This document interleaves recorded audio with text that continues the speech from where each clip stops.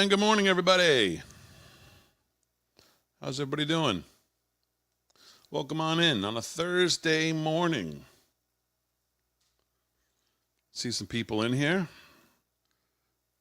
Hello, everybody on YouTube, Facebook, X, Charlene on Facebook and on Facebook. Good morning, everybody on YouTube, X, Rumble. Wherever you're watching, make sure you hit the like and subscribe. Hit the thumbs up as we get going here on a Thursday morning. How's everybody doing? You know what I want to do? I want to jump right in because obviously this is becoming an important story. Let's jump right in and listen a little bit to what's going on in Florida, because if you're there, I hope you're heeding big and think that you're going to want to go out. That would be very hazardous to do that. With all of the this thing is shaping up to be an absolute evacuation monster. orders, there's going to be a time, and some of that time may have been reached in southern parts of the state, where your local official is going to tell you it's too late to stay put. I don't think that we've reached that in northern Florida yet, but wherever you are, if your local EM officials say that it's too hazardous to go and that you're better off just hunkering down, heed that advice. I know Jared's talking about with the folks about the winds. We're looking at the Skyway Bridge is having, I don't know if they've closed it yet, but I think that was imminent. So you're starting to see this. So just listen to your local officials, depending on where you are in the state. And there will become a time in North Florida as the hours pass today where they may tell you stay put. But don't put yourself at risk. We have fatalities on the roadways in hazardous conditions almost every storm, and those can be avoided with proper planning. Remember also, we're going to experience power outages. A lot of people use generators, and that's great. But please use the generator properly. If you use the generator inside your house, that could kill you. You got to keep the generator outside the house, a safe distance from any doors or windows. You can't let the carbon monoxide get into your home. So please use the generators appropriately. Also, in terms of shelters. So if you are in an evacuation zone, you've been ordered. Some people just recommended evacuation. Some people may not have been told to, but they look and maybe they feel like they need to get out. There are shelters available. If you want to look at the shelters available in your particular county, go to floridadisaster.org/shelters, and you will see the options that you have. All counties are required to have at least one pet-friendly shelter. So please do not leave your pets behind. Make sure that you take them with them. We want to keep our pets safe in addition to our families. The Division of Emergency Management has partnered with Uber, we announced yesterday, to provide free rides to shelters for Floridians in counties that are under a state of emergency, which is almost all of them at this point. So if you want to use that, the Uber code is Helene. Okay, so there's a lot going on with Ron DeSantis. He has proven his mettle when it comes to hurricanes thus far. But Helene's another challenge, Dana, as we say good morning to our viewers at home. I'm Bill Hemmer. Dana good morning, I'm Dana. Yeah, absolutely right. This thing is shaping up to be possibly, I know there's some people say, oh, it keeps changing course. It doesn't really matter. This thing is going to hit landfall at, some are saying possibly Category 4. 20-foot storm surges. I had a video last night actually on the show. I didn't have a chance to get to it, what a 20-foot storm surge looks like. It is not something to be played around with. If you're in Florida and you're in the area where this thing is it looks like it's going to affect a big part of the state, just make sure you're doing what you're supposed to do, listening to whatever the local direction is. If you have to get out, get out. If you think you don't have to, then just make sure you've taken every precaution that you can. Obviously, you have enough food, water. You're probably going to lose electric, as they say. Good morning, everybody on YouTube who's in the chat. Good morning, I see you all.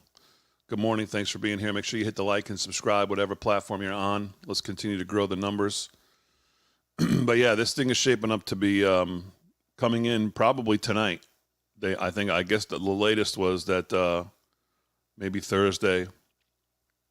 By Thursday p.m. tonight, this thing makes landfall somewhere in Florida. If it's not starting, the outer edges are starting already. So if you're in Florida, just be careful. Be careful. Good morning, Wiz Kid on YouTube, Amy on YouTube as well. Good morning, everybody. Good morning from Prince Edward Island, Canada. Andrew, welcome on in. Oh, thank you, Lisa. Thank you, thank you. Although if I'm your go-to, you must not have many choices in the morning. Good morning, Shelly from Alabama. How's everybody doing? Big day today. Remember, tonight, we're going to be off the network, although I'll be probably streaming right from here with you tonight. Maybe we'll go over some news. We'll see what happens during the day. Cynthia from Texas, good morning. Because Steve Gruber is going to be doing an exclusive with Robert Kennedy Jr., Bobby Kennedy Jr. today, RFK Jr., and our own Steve Gruber. Bucky's fan, what's going on? We'll be live tonight on RAV, 8 p.m. from Michigan. Harry on the Highway is out there already, so he'll be covering it. John B., prayers out to you. If you're hunkered down in Florida, make sure you stay safe. Yes, agreed. Stay safe all in Florida. Because it looks like it's going to be a doozy. So, but I'll be here tonight probably as long as there's something to talk about. We'll be streaming tonight. Maybe we'll. I told Slick, I said, Slick, why don't you join me at night, and we'll get some live reaction to the football game since your Cowboys play the Giants tonight. So we've got one Rick pitted against another Rick tonight on the show, which, of course, I love. Anytime I can pit anybody against somebody else on the show. So we've got Amorati and Delgado tonight going at it. Delgado, obviously a Giants fan. Giants showed life by winning. So now they're 1-2 with maybe hopes of not being a total disastrous season, although we'll see tonight. And, of course, the Cowboys, who look like they're in trouble. And to Slick's torture, really, for the next 15 weeks is what it's going to be if they continue to play defense the way they played last week. So we'll have one Rick against another Rick tonight. So maybe we can get him. Well, I don't know what Delgado does if he's not doing the show, but I don't know if he'll. I don't know. We'll have to wait and see. Maybe we can get both of them on. And then that'll be like pay-per-view television. Get them to trash talk each other and just see how miserable we can make one against the other. So that would be fun for me anyways. Is that bad? Probably. Well, whatever. I did actually. Silverfoot, we reached out and whoever answered the phone said, I grew up in a middle-class family. Let me start there. So I guess it's a thing that they all do. That's the only answer we got. I grew up in a middle-class family, so. What's Kellyanne talking about here? Said made in the USA. Then the next day, he calls into the National Association of Manufacturers annual board meeting. Medium, small, and large businesses. That's a $3 trillion industry in our country. These are people who want recalibrated reciprocal trade deals. They want the Tax Cut and Jobs Act back. Why? All right. Well, whatever. We'll get back to that. I saw somebody say, Damon, I saw... I don't know, it was too far back to find the post, but somebody said, Damon, I saw on American Sunrise this morning, they were talking about the polls, and they have Trump up, just the opposite of what you said yesterday. Well, I didn't say anything yesterday. All I did was show you what the Real Clear Politics has. I mean, they cover every pollster. So I'm not giving you my opinion. I'm just giving you what Real Clear Politics has, and you look at all the different polls. There's some pollsters that have him up. I mean, I saw something. First of all, this is good. This is good from Trump this morning. Kamala's Project 2025. Citizenship for 20 million illegals. Check. Ban gas-powered cars, check. Replace police with social workers, check. Ban fracking, check. These are things she said. These are things we know she stands for, no matter what she says now. Transgender surgeries for minors, check. We have her on tape. Taxpayer-funded reparations, we have her on tape, check. Pact the Supreme Court, absolutely. That should be at the top. That should be at the top. For Schumer and those before he finally retires or whatever, that is absolutely a top goal for them, is to change the makeup of the Supreme Court. It's also a goal of them to make 2 extra states in D.C. and Puerto Rico and get 2 more senators so they can control all of the arms of this government in perpetuity. That is the goal. Government and big tent censorship, well, they're doing that now. That'll just continue. Cashless bail, of course, she raised money out in Minnesota. We all know that. The tweets are still up. Federal takeover of all elections, well, they're basically that's already underway. You can feel right now. For me, you can feel the full court press now into the election. You can feel the full court press in the left-wing pollsters and how they're starting to frame where the race is. You can feel it in the media, obviously. Interviews that start with, "At any point did you ever sell two patties, sausage?" I mean, the McDonald's thing. I mean, you can feel the full court press is on to November 5th. Use tax dollars to fund abortions, of course. And some of these, by the way, go hand in hand to get like something like this done. They would like to do this. Enforce racist affirmative action, mandate vaccinations for sure. Require government approval to buy a gun, absolutely. So this is good out from the Trump team today. Actually, let's retweet that.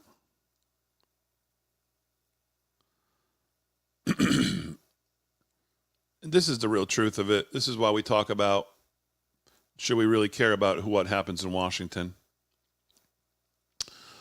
Horowitz says, there'll be a lot of talk about whether the GOP will get 51 or 52 seats, but we couldn't even get more than 17 to oppose the blank check for Harris. Of course, that is, Dems will always have an 80-20 majority in the Senate. We've talked about this before, always. People say, oh, it's 51-50. No, it's not. It's 80-20.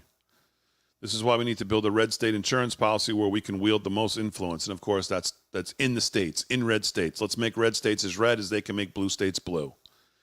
Shocking to me how the conservative industry is taking so long to figure this out. Federalism is the way. So anyways, getting back to the point of the comment on the polls, where did I see? Okay, so, I mean, I'm not saying a guy like this is wrong, but there's you can go from Real Clear Politics and see the averages, which is what I did yesterday. And I showed you in Arizona, there's nobody that has Kerry Lake up. Right now in Pennsylvania, there's nobody that has Dave McCormick up.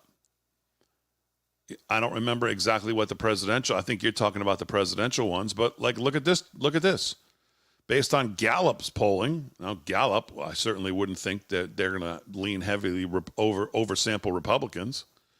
Trump is on track to win the popular vote by 2.5 points. The popular vote by 2.5 points, according to them. That's an early effing election night. Kamala's problems would not be the battlegrounds, would look something like this.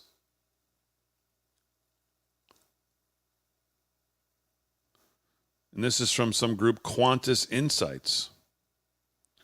Historical trends, party ID, and popular vote based on regression analysis using Gallup's party ID and historical election results and R+3 environment in 2024. The model projects a 2.5 percentage point national popular vote margin in favor of Trump.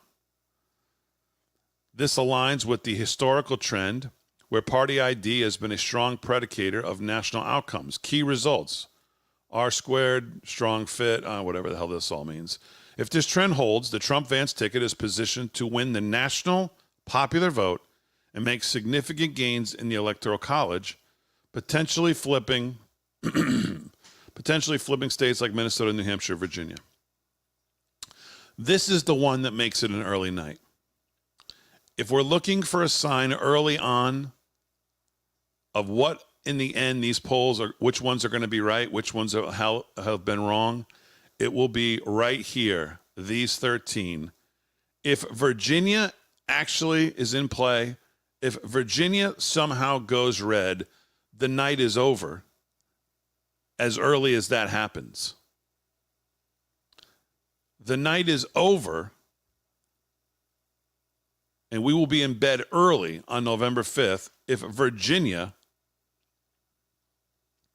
goes red. So when you talk about, well, what Damon said yesterday or what he pointed out yesterday, again, I mean, is there anybody waking up this morning before this thinking Trump is going to win the popular vote? If you're being honest, the answer is no.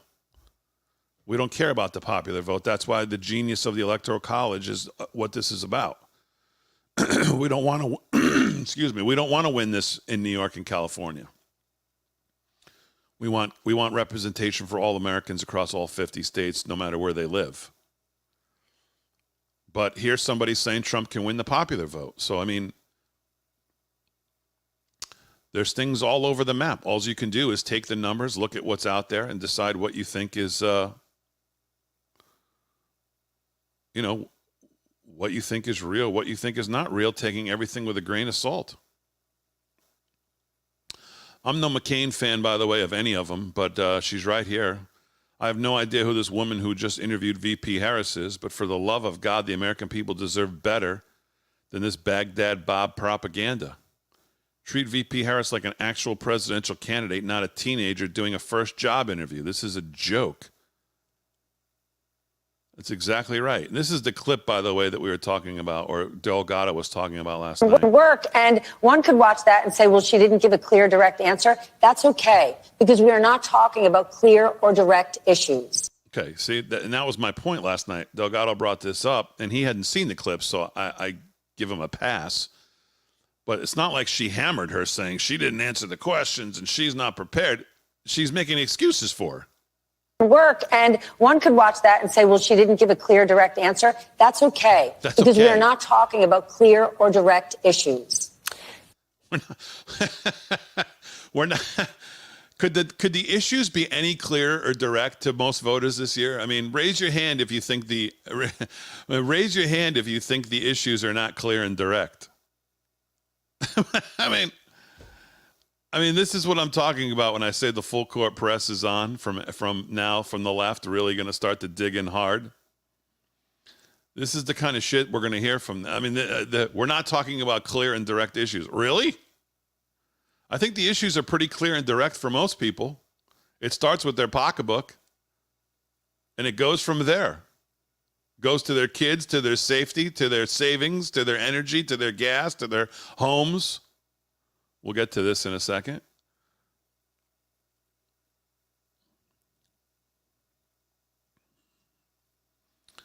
The issues seem pretty clear to me. We talked about this yesterday, too. I never thought that Joe Biden would make a political contribution to the Trump campaign, but he did so today. Yeah. Because I don't think there's any way the Harris people thought that this was going to be a good idea. He says, as vice president, there wasn't a single thing that I did that she couldn't do. And I was able to delegate her responsibility on everything from foreign policy to domestic policy. Everything. Why wouldn't you just cut that soundbite and run it in all the battleground states and, figure out a way to sabotage her? Yeah, that's exactly right. Exactly what we talked about last night. Everybody picked up on that comment. Everybody picked up on that comment.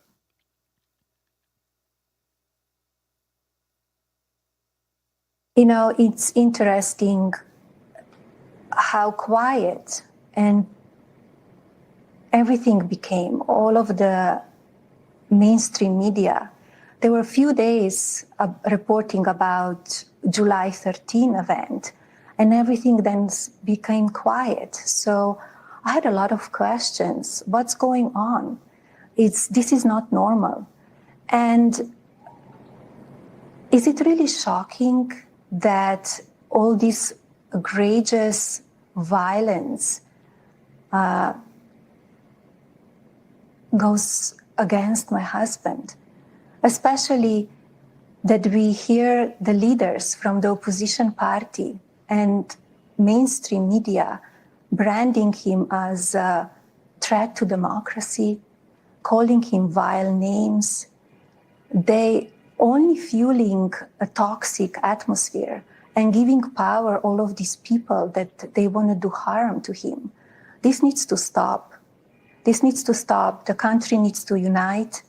And I encourage everybody to read my letter that I wrote on July 14 again, because that cannot continue. Yeah, it was a brilliant letter. you know, I mean, she is really, she is really as well spoken and smart, obviously beautiful, classy. I mean, she is really. I mean, the media, of course, just ignores her because I actually don't think they know how to deal with her. But man, she is one impressive woman. I'll tell you that. And by the way, if you haven't read what she put out, as she just referenced there, you absolutely should, because it really is fantastic.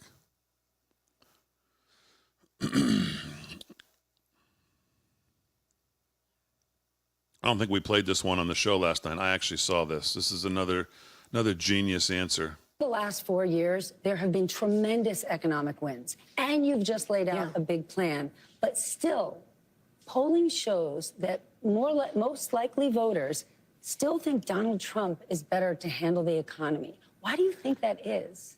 Well, so here's shocking. what I know in terms of the facts. Donald Trump left us with the worst economy since the Great Depression when you look at, for example, the employment numbers. It was during COVID. Okay. Hey, good for Stephanie Rule. I was just going to say, good for Stephanie Rule for pointing that out. And employment was so high because we shut down the government, we shut down the country. Even before the pandemic, he lost manufacturing jobs by most people's estimates, at least 200,000. He lost manufacturing plants. Ask the auto workers how he lost auto plants. We have grown. I love how she shakes her head yes as she's giving these ridiculous answers as if like, over 20 new auto plants. He has an agenda. Let's just deal with it right now going forward, not to mention what happened in the past. He has an agenda that would include making it more difficult for workers to earn overtime, an agenda that would include cutting off access to small business loans for small businesses, an agenda that includes tariffs to the point that the average working person will spend 20% more on everyday necessities, and an estimated $4,000 more a year. Yeah, we wouldn't want people to be spending more on everyday necessities. That would be terrible for a sitting administration. On those everyday necessities, to the point that top economists in our country, from Nobel laureates to 51 intelligence officers who weighed in on Hunter Biden's laptop, you know, we can really trust these groups when they come together like this, don't you know? people at Moody's and Goldman Sachs have compared my plan with his and said my plan would grow the economy. Does anybody know what her plan is? How did they compare her plan with his? No one knows what the hell her plan even is. What plan? What plan did Moody's and Goldman Sachs look at? Did you send it over in like a binder? Like what plan? What plan exactly? His would shrink the economy. Some of them have actually assessed that his plan. Just remember, the question was, why do you think it is that Americans trust him more with their pocketbooks than they do you? That was the question. We're not getting an answer clearly. Would increase inflation and invite a recession by the middle of next year. Well, we wouldn't want to increase inflation, God forbid. Sure. So the facts remain that Donald Trump has a history of taking care of very rich people. And I'm not mad at anybody for being rich, but they should pay their fair share. But tax cuts for the billionaires and the top corporations in our country, and then not really paying much attention. Same old Democrat drivel that we hear from every Democrat. Just absolute drivel. Economic illiteracy and just drivel. Rich people, tax them more. Rich people, tax them more. Rich people, tax them more. They're going to do this. They're going to cause this. Meanwhile, again, you've been there 4 years. Your party's been there 12 of the last 16 in the White House. Why are you talking like you're not the incumbent?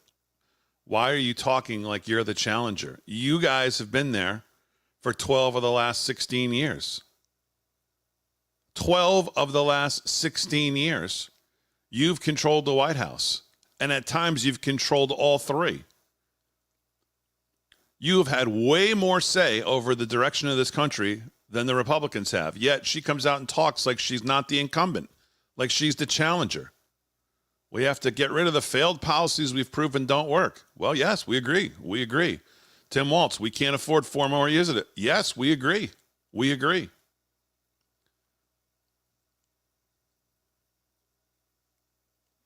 All right, a couple other things here.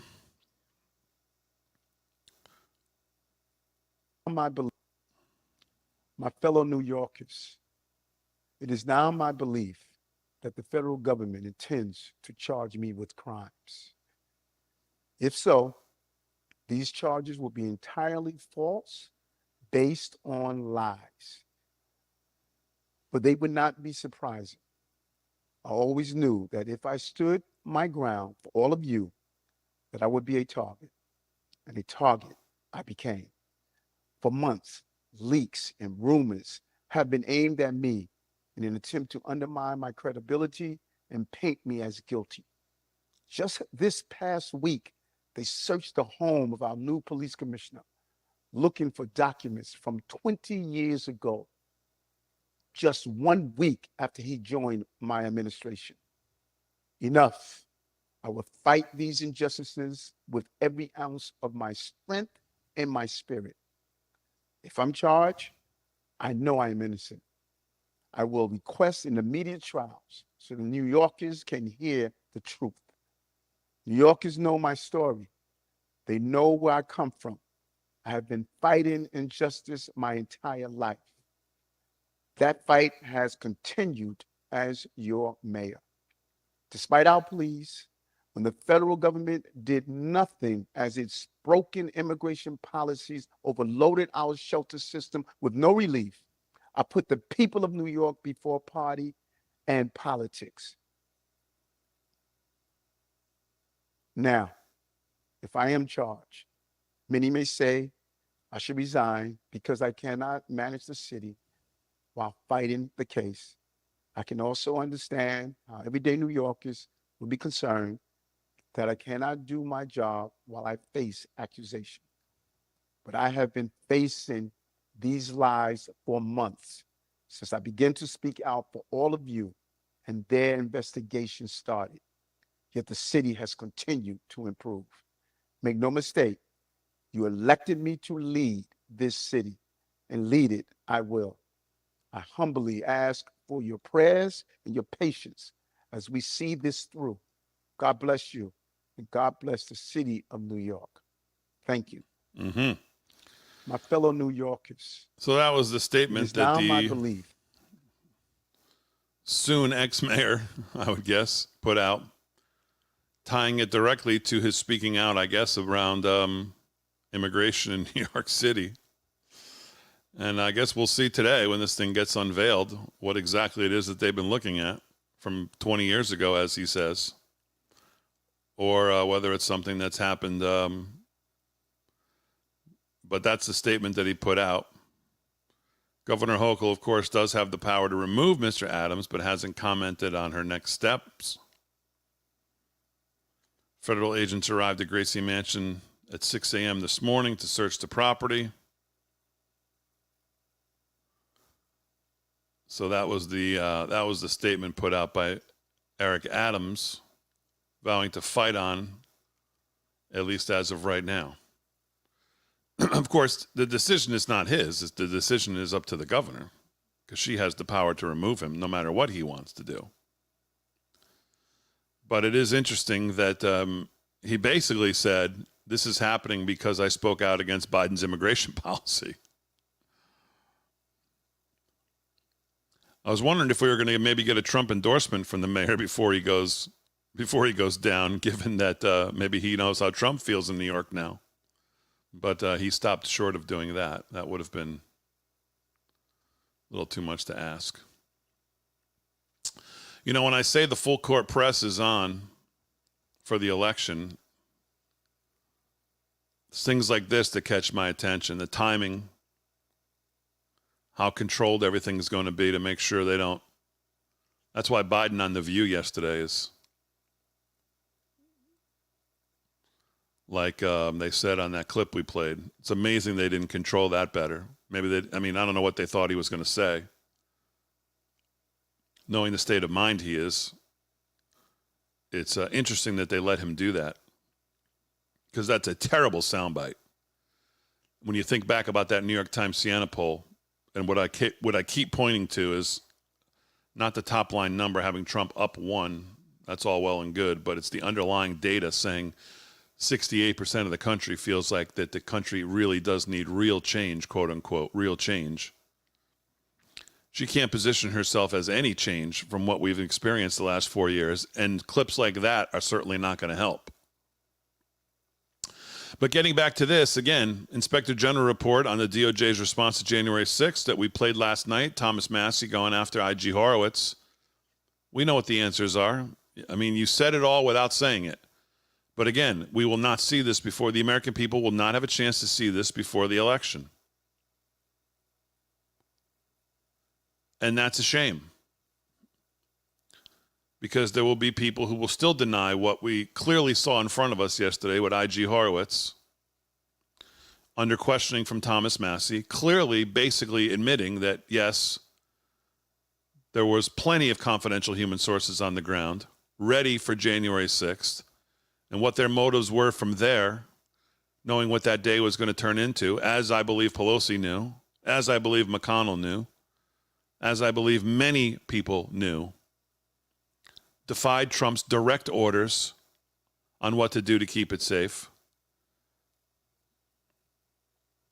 Did they all sit in a room and say, okay, here's how we're going to get them? Maybe not. Maybe that's what John's talking about. But certainly the way the things played out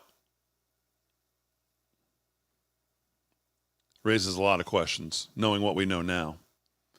And here, once again, this report on the U.S. Justice Department's handling of this riot, as they still try to call it, and lead up to the incident likely will not be released publicly before the November election.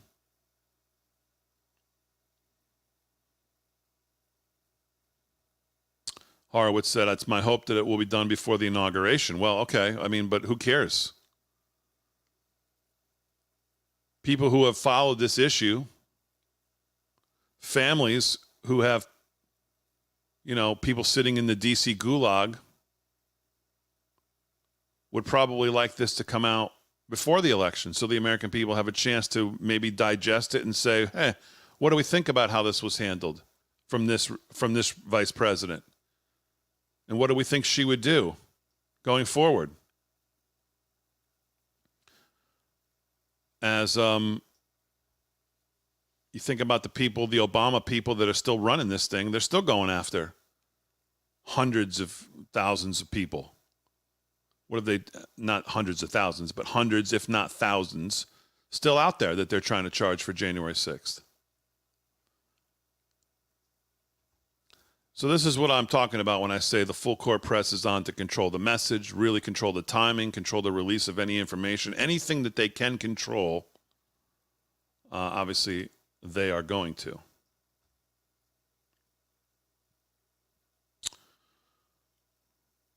All right, let's listen into a little bit of this hearing on the security lapses in Butler, Pennsylvania. I will add to this what's not in my script. There was another life that day that was lost. The Crooks family lost their son. So whatever role he played that day, we have to remember that at the end of the day, I believe this all could have been prevented. Now, in the hours leading up to the assassination attempt, Crooks had a prolonged and unimpeded ability to scout the target and identify the most advantageous shooting positions. Even as Crooks was flagged multiple times for suspicious behavior, confusion surrounded law enforcement's responsibility to find and question him. Crooks operated in an unsecured area, as situational information about him was both delayed and limited. Former President Trump took the stage even as local law enforcement were escalating efforts to find a suspicious person. Evidence shows that in crucial moments after local police over radio reported that Crooks had a long gun on the roof, and in a period of less than 30 seconds before shots were fired, the Secret Service could not process the information fast enough to pull the former president from the stage. I am going to do something here, but I think, Lucas and Sarah, that we believe the same thing. All we had to know, if we knew there was a suspicious person out there, and this, I think once you listen to this today, you're going to find out, why in the world would you let former President Trump go out onto that platform if you weren't sure it was secure? Bingo. That's the whole purpose of why the Secret Service was there. Thankfully, President Trump survived this near-death experience. Mr. Comprador did not. Exercising his patriotic right to participate in our democracy, He was not able to complete that day. And I want you to know something. The Comptor family, on Saturday morning, July 13th, were so excited to leave their home in Sarver as a family, Mr. Comptor, his wife Helen, and their 2 daughters, to go to Butler, Pennsylvania to watch our candidate speak. 4 people drove over that morning. 3 people went home that night. Mr. Comptor lost his life that day. That is totally unacceptable in America. Today's hearing brings forward 3 witnesses who were at the rally aiding a Secret Service effort on July 13th. These men are the first individuals who helped provide security at the July 13th rally to testify before Congress. They are here to give their accounts of what they saw and experienced both at the rally and in the planning process leading up to it, the key being the planning process leading up to it. I do expect they will share enlightening information about mistakes and regrets, but also about heroic and selfless actions taken by local law enforcement that day. It's important to remember that these men and their units were not in charge of July 13th, nor did they have a hand in designing the Secret Service security plan. Those responsibilities belonged to the Secret Service. These men answered a call to play a role protecting the public and our political process, even though providing security at a political rally is not their usual line of work. Our country already knows what happened at 6/11 on Sunday, July 13th in Butler. The law enforcement professionals with us today are here to tell us about specific actions and events that led to this outcome. Testifying today, we also have the medical examiner who performed the autopsy on Thomas Crooks. He is testifying to answer questions about how Crooks died and to hopefully put to rest some theories and doubts that often seem to follow. All right, so that's what's going on. I may continue to cover that. We'll cover it for those of you who want to hang. We'll maybe go back to that hearing in a little bit. A couple other things just quickly I wanted to cover.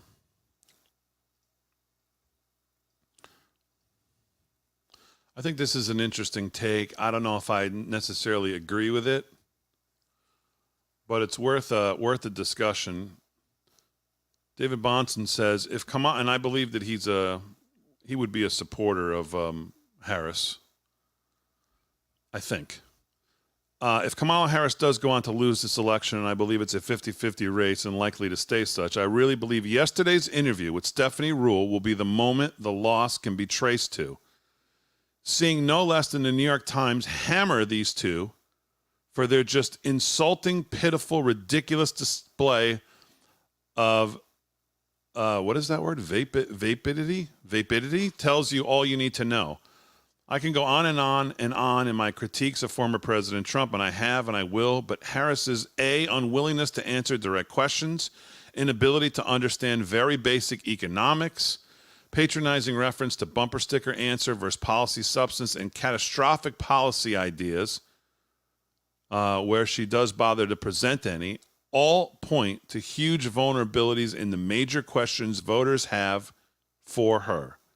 And to choose this suck-up, know-nothing Stephanie Ruhle to do the interview 3 days after she said Trump is so bad Kamala should not have to answer any questions is just, well, fitting.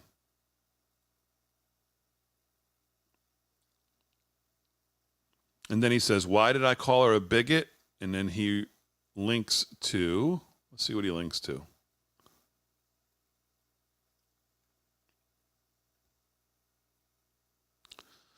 An article entitled God's Will as Something to Laugh About. Stephanie Ruhle is the latest bigot who can't help herself. This is back from 2018.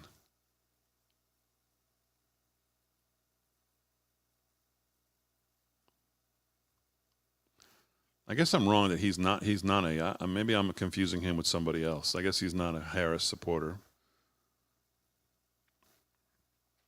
Well, anyways, I'm not going to go through this whole article, but this is what he links to on why he feels that she's a bigot.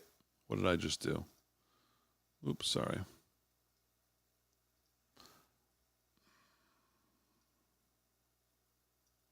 Anyways, so that's interesting.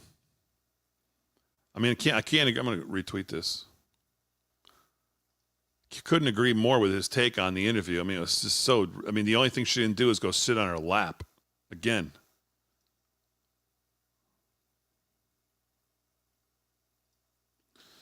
Here's something that gives me optimism for November 5th. On 9/26/16, Trump was at 44.3% in the RCP average versus Hillary and finished with 3 points better on Election Day. On 9/26/20, Trump was at 43% in the RCP average and finished almost 4 points better on Election Day. Trump is currently at 47.2% in the RCP average today, which is also 9/26, which means despite this being his unprecedented third run for presidency, he has managed to actually become more popular than he was before, and or their policies have managed to become more unpopular than they were before. There is some give and take here, true. Despite the exhaustive coverage, his own polarizing persona, all the lawfare, Trump is polling better now than he ever has. If they're still undersampling him at this juncture, like they did the last two times, well, and you can finish that thought on your own. I mean, listen, there is nothing I would love more than to see an early night Virginia absolute stunner on November 5th, and we all go to bed early. And I mean, listen, this is a good point. I mean, these are the little things that sometimes people don't really actually catch. You look at, but it's an interesting, the same date too. I mean, literally 4 years to the day. 44.3, 43 today, 47.2. And without any question, the weakest and most pathetic candidate of the three. Biden in 2020 was a much stronger candidate than she could ever be in any year.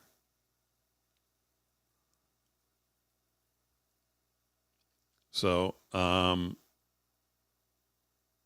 very interesting. I mean, Mark Cuban, really? I mean, this guy is off. This guy's off the reservation.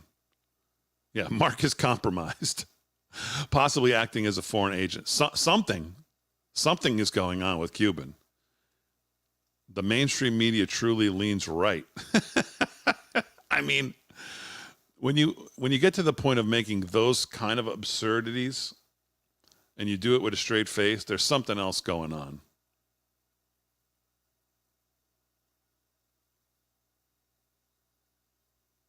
We just need to move past the failed policies that we have proven don't work. Cut it, commercial it, all across the swing states. Go. I mean, the commercials write themselves. Barry Weiss, former New York Times editor, writer, now editor of the Free Press. Truly impressive how she fills 25 minutes with so many words that carry such little meaning.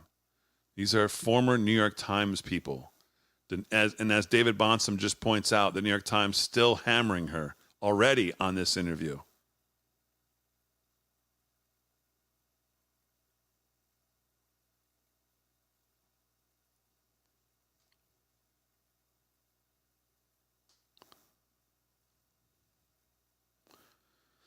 The inside scoop is Mayor Eric Adams was meeting with several large right-wing leaders over the last 6 months. This indictment isn't about political corruption. We still have no idea where the $850 million for mental health services that Bill de Blasio's wife misplaced.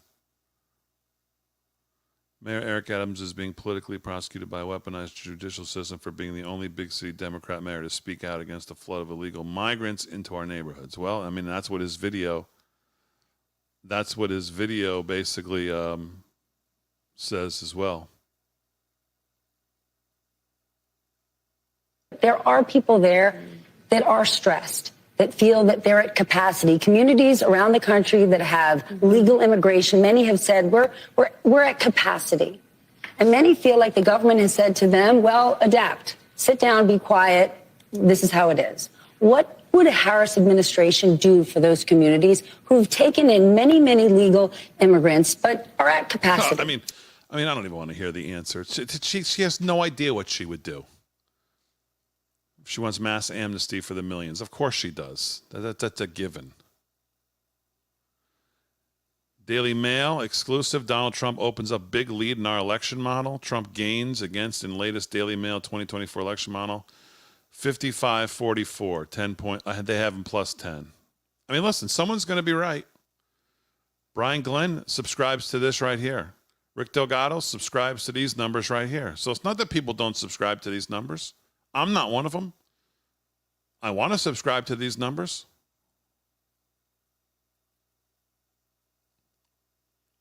So, I mean, going back to where we started this morning, someone said the polls they saw on American Sunrise this morning were just the opposite. Well, I mean, there's a lot out there.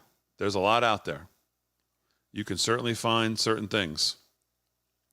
Eric Adams has now been indicted. He should probably go stab someone at a New York subway station so the prosecutors release him quickly.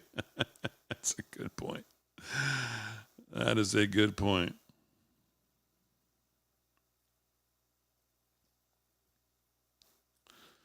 Liberty and tyranny, the November election. Against all odds, President Trump is still standing. He is an iconic, historic figure. In a few weeks, we Americans have a rare opportunity to save ourselves from those who hate us or accept the dark and tyrannical fate Harris and her ilk plan for us. To be clear, there have been at least 3 assassination attempts on President Trump in the last few months: Butler, Palm Beach, and Iran. The Secret Service in D.C. reports to Harris Biden, its failures are their failures. And as we learn more, the failures are mind-boggling and unbelievable. The buck stops with them. Yet it literally took an act of Congress after a second assassination attempt for real action to be taken. Why? And incredibly, Harris Biden have been and continue to subsidize the Iranian regime that still seeks to murder President Trump with billions of dollars, diplomatic support and protection, and the usurpation of Israel, the only country confronting Iranian terrorism, rather than take immediate and deadly military action against Iran's blatant act of war against our country in its plot against a former president, Donald Trump, funding and strengthening Trump's would-be Iranian assassins, granting them visas to enter our country to attend a UN event. That's a great point, too. Think about how crazy that is. Accompanied by Secret Service protection and other forms of aid and comfort is nothing short of treasonous. And the relentless years-long strategy to dehumanize President Trump, further endangering his life, goes unabated. In fact, it's justified with righteous indignation by the very poisonous propagandists who practice it: the Harris Biden regime, its media surrogates, and its party apparatchiks. Indeed, yesterday's Biden's Commerce Secretary openly insisted that President Trump needed to be exterminated. I think she said extinguished once and for all. Biden did not fire her. Harris did not demand her resignation. Indeed, neither one condemned her. Crickets.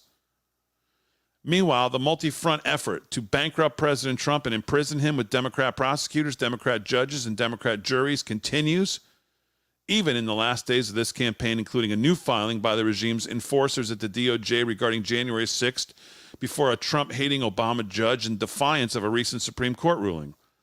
All of which, as intended, is fodder for the Harris campaign, who became her party's nominee by disenfranchising millions of primary voters, a brazen inter-party coup, and a phony viral appointment process that made an open convention impossible.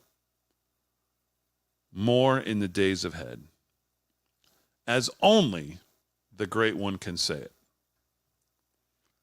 Every word of that. Can I retweet it more than once? No. Repost.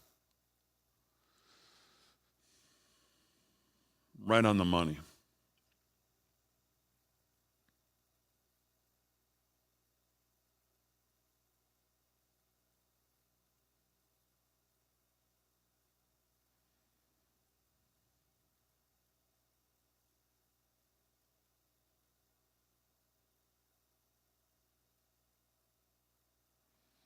One small thing about the Kamala Harris MSNBC interview: has any other candidate referred to the current time as Year of Our Lord 2024? Well, maybe she's been watching War Room. Maybe she was a big follower of War Room before the regime went after Bannon, because he's the only person I know that consistently says that. Nobody in this Year of Our Lord 2024 can start a small business with $5,000. Very few can, she said.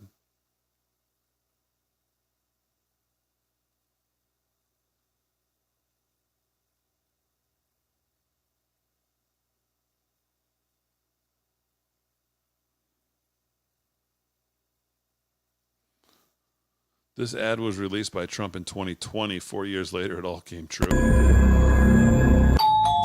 or treat! What do we have here? Spooky, spooky, spooky. Creepy. It's creepy Uncle Joe. Oh, it's funny. It's Joe. Come on, man. Candy's for the kids. Maybe he forgot. Wait a minute. You look familiar. Who are you?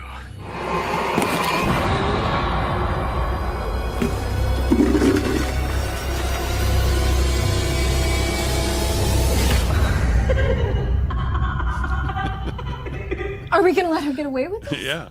She took everything. That's exactly right. That's exactly right. That's exactly what happened. Yep. That's exactly what happened. It all comes full circle at some point. It's just a matter of how long it's going to take to get there.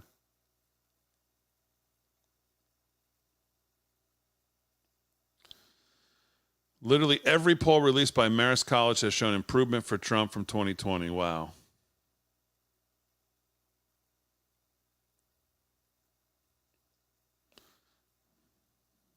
I remind you what Sean Davis in The Federalist said. Forget the polls, worry about ballots.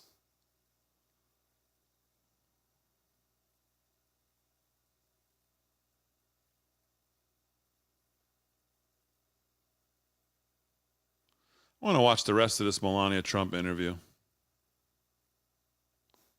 Well, how I see it is the records speaks for itself. The country is suffering. People are not able to buy usual necessities for the families. We have wars going on around the world. Soldiers are dying. They were dying under this administration because of weak leadership. The border is open and dangerous. A lot of fentanyl is coming over, killing our youth. It's very hard to see. And an economy, it's really not great. Inflation is high. And if we compare these 4 years under this administration compared to 4 years under my husband as commander-in-chief, he was leading the country through peace, through strength. And the border was safer than ever before. We didn't have any wars. People were prospering. They had jobs. They could support their families. So I think American people need to decide what they really want. Maybe some, strong tweets, but everything else great for this country. So it's all in the American people's hands on November 5th. Well, how I see it. I mean, she's very effective. Very effective. I'm surprised she's not out there more. I'm sure she wants to just probably stay out of the nastiness of it all. But she's very effective. So, all right, folks. I think that's good for this morning. I'm gonna keep the stream going, so I'm gonna go over and cover.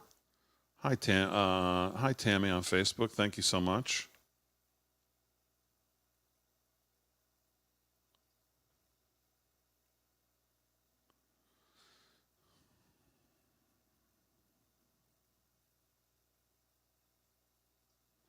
I agree with all of these.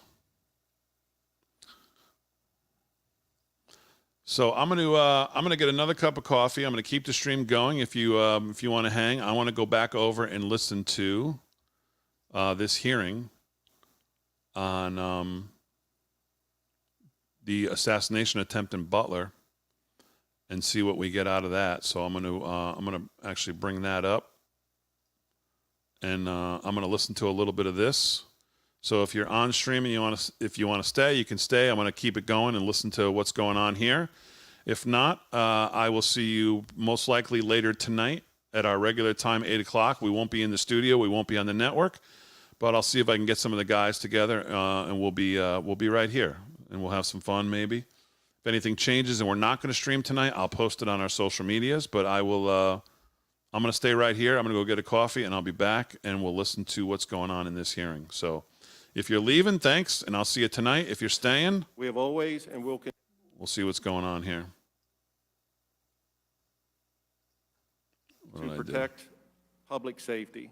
Secret Service is the lead agency at events involving its protectees, and PSP routinely provides resources and personnel to assist. As a matter of protocol, the Secret Service advises the state police that all right, I'm going to leave this up. I will be back in a second. Site visits. On Friday, July 5th, the Secret Service notified PSP that the former President Trump a rally would take place in Butler. On Monday, July 8th, I and other commanders from PSP attended the initial planning meeting with various law enforcement agencies. I visited the site multiple times and completed the PSP operation plan leading up to July 13th. The Pennsylvania State Police provided all resources requested by the Secret Service. The Secret Service did not ask me, as the officer in charge of PSP assets, to post a trooper at the AGR International property, nor am I aware that Secret Service making that request to any other PSP official. 30 members of the state police were assigned to various roles to support the Secret Service. These members provided escort for the motorcade route, staffed post within the secured perimeter, performed roving patrols, and staffed the Secret Service command post. PSP was not responsible for securing the building or property at AGR International. The Secret Service established and managed the primary command post for communication. In the office of the Butler Farm Show, a PSP sergeant under my supervision was stationed in the Secret Service command post to relay information or any communication made by PSP personnel to our local and federal partners. I thank you for this opportunity to provide information about the actions of the state police in planning, staffing, responding to the tragic events at the July 13th rally, and I look forward to answering any questions you may have. Thank you, Lieutenant Harold. I now recognize Mr. Sullivan for his 5-minute opening remarks. Mr. Sullivan. Chairman Kelly, Ranking Member Crow, and distinguished members of the task force, I am Patrick Sullivan, retired Secret Service agent with 23 years of service. I am honored to appear before you today. I'm a life member of the International Association of Chiefs of Police and the Fraternal Order of Police. I'm also a board member of the United States Secret Service Association. I'm speaking for myself this morning as a subject matter expert. The information that has come to light so far regarding the security failures in Butler is shocking and infuriating. However, I am very, very proud of the bravery of the agents who put themselves in harm's way to save former President Trump and the skill of the counter sniper that neutralized the incoming gunfire with one shot. I served as a Secret Service agent in many investigative, protective, and supervisory assignments. Make no mistake, the Secret Service cannot function without the assistance of its state and local law enforcement partners. I truly believe the men and women of the Secret Service have the most difficult and unforgiving job in law enforcement. It is a zero-fail mission. I have the utmost respect for those agents, uniformed division officers, and staff who are currently facing the challenges. For a presidential visit, the Secret Service must provide 360-degree coverage to include the sky above and the ground below. The Secret Service establishes an inner, middle, and outer perimeter. I will now discuss a typical Secret Service advance for a presidential visit. For a presidential visit, the Secret Service must provide 360-degree coverage to include the sky above and the ground below. The Secret Service establishes an inner, middle, and outer perimeter. I will now discuss a typical Secret Service advance for a presidential visit in the United States. Prior to July 13th, what follows was only provided for the President. It's my understanding that these advance procedures are now being used to protect President Biden, Vice President Harris, as well as former President Trump. The President's staff informs the Secret Service about the date and location and itinerary for a trip. The protective detail then notifies headquarters and the Secret Service field office where the visit will occur. The field office then notifies the relevant state and local law enforcement agencies and schedules a police meeting. It is at the police meeting that the state and local law enforcement agencies meet the Secret Service advance team and learn about the trip. Counterparts for the Secret Service advance team and local police are identified. The Secret Service advance team usually consists of the following: a lead advance, site advance, airport, motorcade, protective intelligence, counter-assault team, counter-sniper team, magnetometer, counter-surveillance unit, and technical advanced components to include unmanned aerial surveillance. After the counterparts are identified, the police and Secret Service work together on their assignments to develop a security plan for their site. They will jointly determine the assets needed to secure the site. The Secret Service personnel doing the CAT and counter-sniper advance will also work closely with the local police SWAT personnel to craft a tactical response plan. The Protective Intelligence, or PI advance, works with the local police and other federal agencies to investigate any threats or threat-related information. The site agent, in consultation with the lead advance agent, reviews the site security plan and presents it to the field office supervisor and protective detail supervisor for concurrence. The lead advance agent is responsible for ensuring all protection activities are coordinated and in sync. This includes ensuring all components communicate and respond appropriately during an emergency. Usually there will be one overall command post for the visit, with each site having a security room, a scaled-down version of a CP. The Secret Service lead and site agents do not have direct command or control of the state and local police officers. Off-the-record sites are handled differently than most on-the-record movements. The Secret Service does not know the President intends to visit a location until shortly before. The Secret Service will have a site agent conduct a brief advance to ensure that there are no apparent security concerns. Additional security measures are put in place after the President arrives. In closing, I would like to suggest Congress consider expanding the statutory authority of the Secret Service to ensure the agency can make the most informed decisions possible.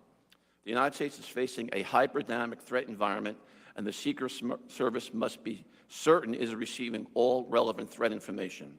The failure of most Secret Service personnel in Butler to be informed about the specific threat facing former President Trump stands out. Currently, there is no statutory requirement mandating federal, state, and local agencies must report to the Secret Service information concerning threats against the President or other protectees. There are agreements in place and memorandum of understanding to allow the transfer of such information, but no legal mandate to do so. In my opinion, the law must clearly state such information must be immediately provided to the Secret Service to take whatever steps it deems necessary to conduct an investigation and follow-up. For example, the FBI has exclusive jurisdiction to investigate a conspiracy to assault or kill the President before the attack takes place. Since the Secret Service is responsible for protecting the President, it should be part of all such threat investigations so it can take appropriate steps to prevent an assassination. And finally, the FBI has authority under current law to seek the assistance of any federal, state, or local agency, including the military, to help investigate an assassination or assassination attempt after the fact. I believe the Secret Service should have similar authority to call for such assistance to prevent an assassination or assassination attempt. That concludes my statement. Thank you very much. Thank you, Mr. Sullivan. I now recognize Dr. Goldsmith for his 5-minute opening remarks. Now, the witness is going to be testifying over the phone, right? Okay. Dr. Goldsmith, please. Good morning, Chairman Kelly, Ranking Member Crow, and distinguished members of the task force. My name is Dr. Ariel Goldsmith. I'm the Chief Medical Examiner for Allegheny County, Pennsylvania. On July 13, 2024, after the attempted assassination of former President Trump, I, through my staff, reached out to the Butler County Coroner, Bill Young, to offer our assistance if needed. Later that night, our assistance was accepted by Butler County, and arrangements were made to transport the bodies of Thomas Matthew Crooks and victim Corey Dean Comparator to our office. Our office wasn't involved in the transportation of the decedents. However, once they were transported to our office, the required chain of custody work was processed. The following morning, July 14 at 9:15 a.m., I began Mr. Crooks' autopsy with the assistance of other technicians named in my report. Prior to the autopsy, the body was x-rayed. Major handprints were obtained by the FBI Major Incident Program Manager, Brian Johnson, and gunshot residue test samples were collected by autopsy technician Lauren Perrin. My involvement in the case was limited to the autopsy, in which I determined that Thomas Crooks died as a result of a high-velocity gunshot wound to the head with an entrance wound of the left upper lip. I had no reports from or involvement in the investigation into Mr. Crooks' motives or actions, crime scene evidence, or other outside evidence as part of my work. Items of evidentiary value collected during the autopsy were transferred to the custody of the FBI. Once I received the results of toxicology testing, which was performed by our laboratory, I completed a written autopsy report, which was signed August 5th and delivered to Butler County. Our office's involvement in the case concluded on July 22nd, 2024, when Mr. Crooks' body was released to a funeral home pursuant to the directives of the Butler County coroner.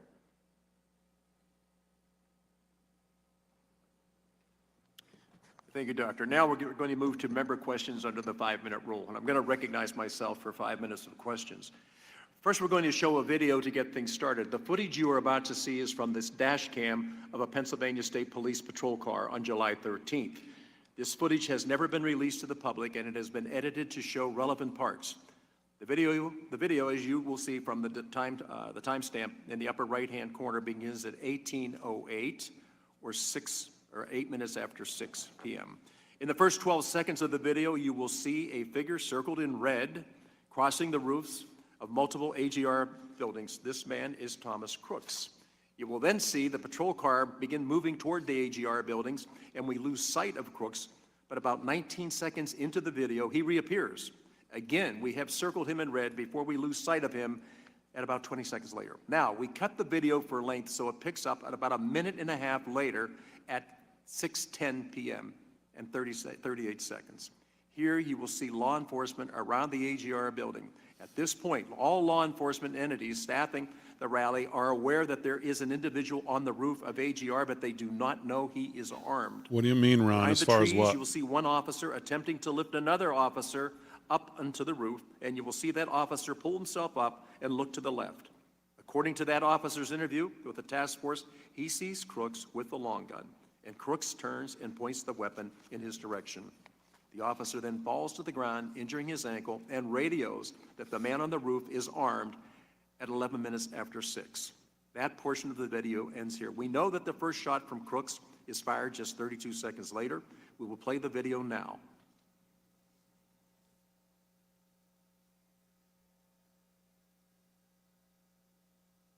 This will take about 51 seconds.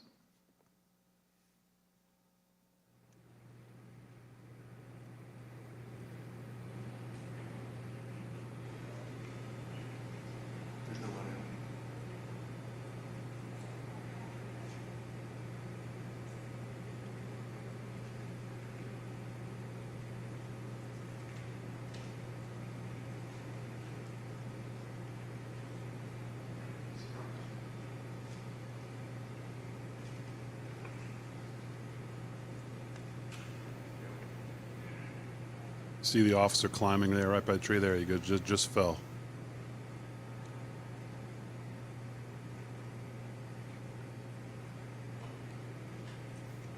I realize it's hard to see some of this, but so I mean, Crooks, as he makes his way across the room, who the hell prepared that video? It was terrible. And it has the dash cam. So you were able to see some things that nobody else was able to see, but I know it's difficult. Lieutenant Harold, I'm going to direct the first line of questioning to you, since this is state police footage. Footage and evidence show that Crooks was on the roof of the AGR building for over 3 minutes before shots were fired. Lieutenant Harold, please describe those few minutes leading up to the shots fired from your vantage point. My position when the shots were fired, I was behind the stage. I can't answer to any questions regarding Mr. Crooks on the roof because I did not have that information. I was behind the stage. It was very loud, and if it was transmitted over our portables, I did not hear that. But I had returned to my car briefly once the former president had taken the stage to retrieve a cell phone that had FirstNet, and then I was returning back to the stage when the first shot rang out. Officer Blasco, same question.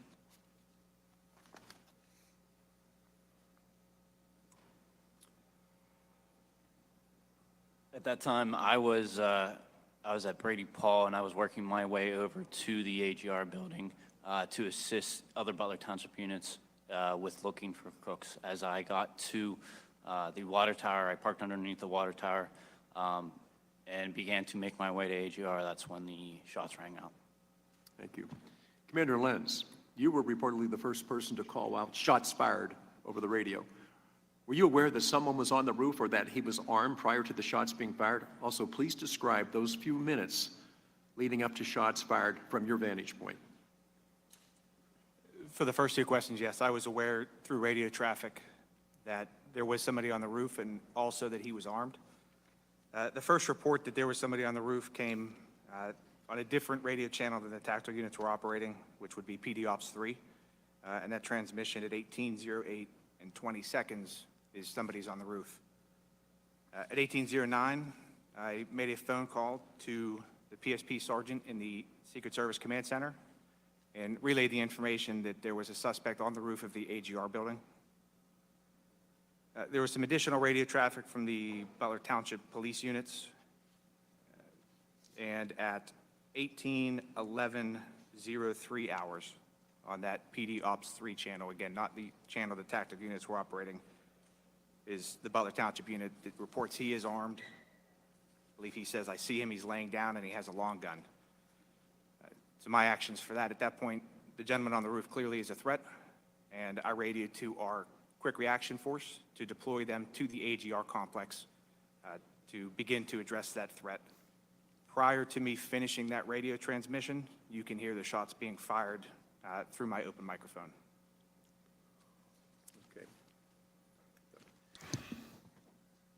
You know, I have a problem going back to the actual sighting of Mr. Crooks more than once and way before 11 minutes after 6. I think that one of the things is the panel has heard from different people at different times is of the thousands of people that were on the grounds that day, there is repeatedly one person that keeps standing out in the back and forth, all the different communication. And it is, in fact, Thomas Crooks that they're talking about. So we knew there was somebody that was very suspicious. We also knew there was somebody that we weren't able to actually come in contact with, and we kept losing contact with him. We saw him with a rangefinder. We saw him doing things that were not probably in line with what people go to a rally for. And I think that I'm constantly going to be wondering at what point did somebody say, we're not sure the area is secure and safe? Exactly. It's enough. How the hell does he take the stage? I think was incredible. I want to thank you for that, but I still can't understand. Of all the different people that were on the grounds that day, thousands of people, there's only one consistent person that they identified, and it is ultimately the shooter. So I don't believe the grounds were safe and secure that day. I'm just trying to understand is what it was or what it would have taken for somebody to say, keep Mr. Trump inside until we clear this up.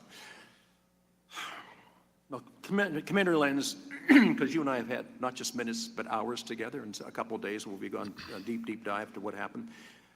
Do you feel that the Secret Service adequately prepared you and your men for July 13th? I believe I can answer the tasks that they had given us, which would be to provide 2 counter-assault teams, 2 sniper teams, and a quick reaction force. We were certainly prepared for the missions that they had given us. There were additional things, obviously, that probably needed covered, but they never asked us to do that. They never tasked us with that. So given what they specifically asked us to do, we were certainly prepared to do that. Okay, so you did what they asked you to do. But looking back at it now, the question is, did they clearly identify what it is that they expected of you or what you could have been responsible for? Mr. Blasco, same question. So I took my direction from Commander Lenz, and of the things that we were asked to do from my direction from Commander Lenz for the pre-planning stages for the sniper teams, I would feel that I did what was requested of me from Commander Lenz. Okay, so hindsight's always 20/20. Looking back on that, do you think you were adequately prepared for what it is that ultimately happened? There's always things that you think that you can do better, but with the information that we had, I believe that we did the very best that we can, or we could. Lieutenant Harold, you feel the Secret Service adequately prepared you and your men for the event? The Secret Service, after meeting with them at the site and going through what they requested PSP to do, was primarily the security of the farm show inside the fence line. So adequate troopers, I had 30 troopers inside that fence line once the motorcade arrived. And I feel that with them being the lead and we were in a request assist function, we provided what they asked for and we secured the inner perimeter of the farm show grounds. Yeah, I think with local law enforcement, I think you did everything that you were tasked to do that day. But looking back and looking at the game films and say, you know what, there probably were other things we should have been clued in on that. Just ask all of you, when did you first meet with Secret Service and understand what your role was going to be that day? Looking at July 13th and working backwards from that Friday, Thursday, Wednesday, Tuesday, when did we get together to find out what we should do that day?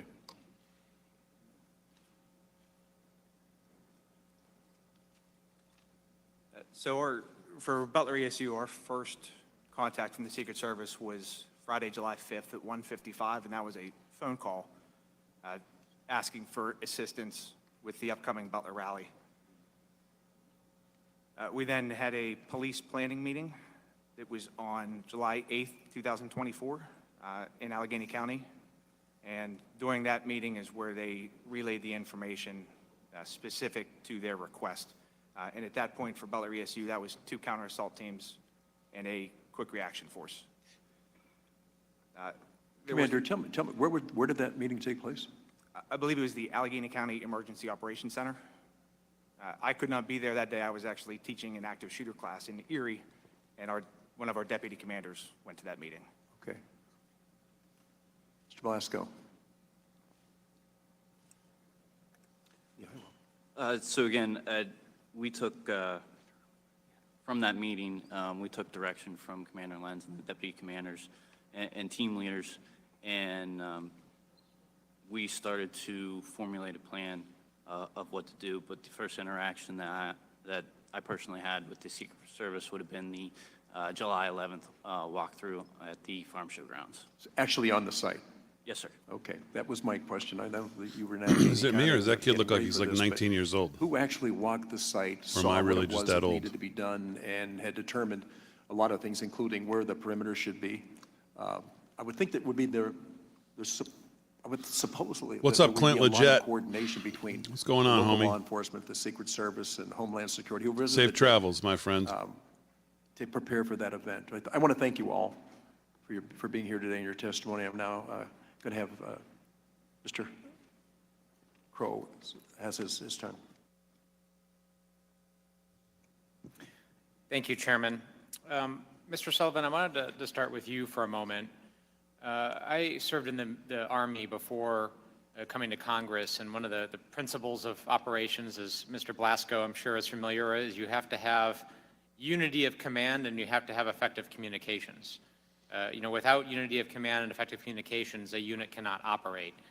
So one of the things I'm struggling with is this idea that there wasn't a single unified command station on site. The Secret Service did not establish that. Is that atypical in your experience? Would there normally be one command and control station to unify command and communications? Yes, that's very atypical. I am very surprised. Normally, there will be an overall command post for the entire visit. Then each site will have what's called a security room, where radio traffic pertinent to that individual site is controlled. And the command post, the overall command post, should be the state, local police, Secret Service, and other federal partners that may be assisting. So this is very unusual that the way it turned out here at this site. Do you have any sense in this instance as to why that might occur? Are there instances where when you're conducting an event, you would do multiple command posts, or can you not see why that would be the case? Well, it's a misnomer, Congressman. The multiple command posts, the Secret Service always has security rooms at individual sites, and they may be termed a command post, but it's really a mini command post. There should be just one overall command post, and each site has their own kind of communication center where information relative to that site will be transmitted. For example, the airport agents or security there really are not concerned what's happening at the other sites because they're only concerned about the airport. So there'd be a security room just for the airport site. It's probably safe to say that, time and speed is really important, right? Because the idea behind that, and I don't mean to put words in your mouth, but the idea behind that is if there's something identified as being wrong, a suspicious person, that has to be very quickly communicated, right? Yeah, this is how it should happen. The protective detail is on one specific frequency, Secret Service frequency, and only the protective details on that frequency. The poststanders are on a second frequency, and the tactical teams are on a third frequency, but the other tactical teams monitor all three frequencies at the same time. So if something happens, it's at the security room's responsibility to immediately get on the radio on the details frequency and say, there's an issue, remove the protectee from the stage or cover and evacuate. That's what's supposed to happen. And that's what's drilled into every Secret Service agent. There has to be, because the detail agents, don't forget, they can't listen to all the other traffic. Thank you, Abby. They have to be rock solid on protecting the president or the presidential candidate. So their frequency is just for their individual movements. So in this instance, based upon what you know and what you heard from Commander Lentz and Mr. Blasco, a suspicious person was identified with a rangefinder. Pictures were taken of this person moving around a building, so much so that it drew the attention of one of the sniper teams who took pictures of it. If that information had been effectively communicated to the FBI, or if the FBI, I guess to rephrase that, had set up a communication system and a command post to receive that information, would that have been a situation where you would say the protectee shouldn't go on stage until we resolve this? Congressman Crow, you mean the Secret Service, not FBI? Yeah, sorry, yeah, Secret Service, right. Yes, sir. What should have happened, in my opinion, is when the suspicious person was identified, the detail leader and the shift agent should have been told there's an issue, we're working a suspicious person. And then at that point, it was probably would be inappropriate to remove the president from the stage, but the detail leader should know there's an issue, I may have to react quicker. So at a minimum, when there's a suspicious person, the detail leader and the shift agent should be told there's an issue. And in your experience, have there been situations when you've been on service as a Secret Service agent Would have been inappropriate to remove him from the stage, really? Where you've had to, pause an event or respond to something until it's been addressed? Yes, that has happened during my career. I've never had a dramatic situation where we had to remove the president from the stage, but we've had situations where the shift agents are told, we got a situation, there's a suspicious person in the front row.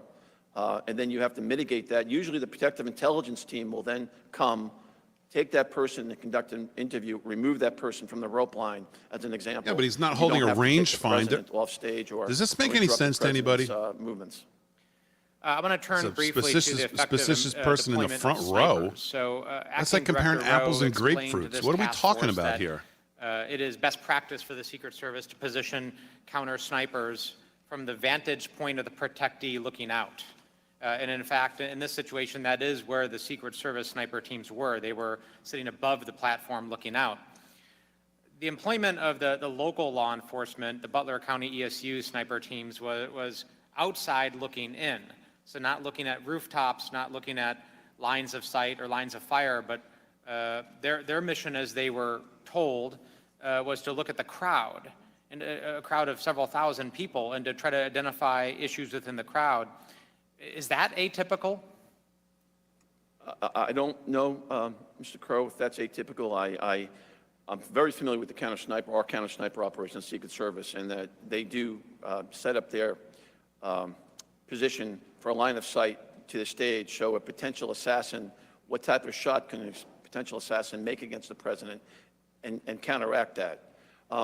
Generally speaking, the observation of the crowd is the responsibility of the poststanders or police officers that are posted in the crowd. Because the theory being, everyone in that crowd has already been screened. So it would be very difficult for someone to get a weapon inside the secure area already.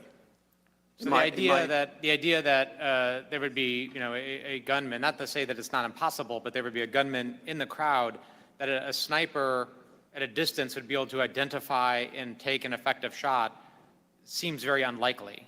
It seems highly unlikely, in my opinion. Again, the threat at that point, from the counter-sniper perspective, is outside the perimeter, in the area that is outside where the magnetometers are set up. And that's the reason why you have the counter-snipers. Because the theory being inside that perimeter, the people have already been screened, and to a high degree of certainty, there is probably no weapons inside the secure area. Thank you. Commander Lenz and Mr. Blasco, did that mission seem unusual to you, that you were outside looking in at a screened crowd? It did not. We didn't receive any direction from the Secret Service as far as how they wanted our sniper teams to deploy or what their actual mission would be. So our snipers on our normal missions, they deploy more as marksman observers. So What was, can you just, what was your mission as you understood it that day? as we understood it, it was to deploy sniper teams to overwatch the stage, the crowd, the venue area where most of the people would be gathering. Well, that just goes against what the guy just said. He just said most us? of those people have been screened, so it's hard to imagine that anything in the crowd would happen. Yes. So Yes. why would the snipers be Great. focused Just on the one crowd? Brief question for you. Was the autopsy that you performed, was that, in this case, was that a standard autopsy in your view? And what I mean by that, was there anything that stood out to you as unusual or different? Was there anything in the toxicology that stood out to you as unusual or different, or did it all appear to be a standard autopsy? It was a standard autopsy. The only thing that would be different was we did a little bit of extra toxicology testing with a heavy metal screening with a slightly elevated lead level. But other than that, the fact that there were FBI members and Pennsylvania State Police members present, it was a standard autopsy. And pictures were taken during this. It was documented. Body, but all the evidence from your report. Oh boy. Correct.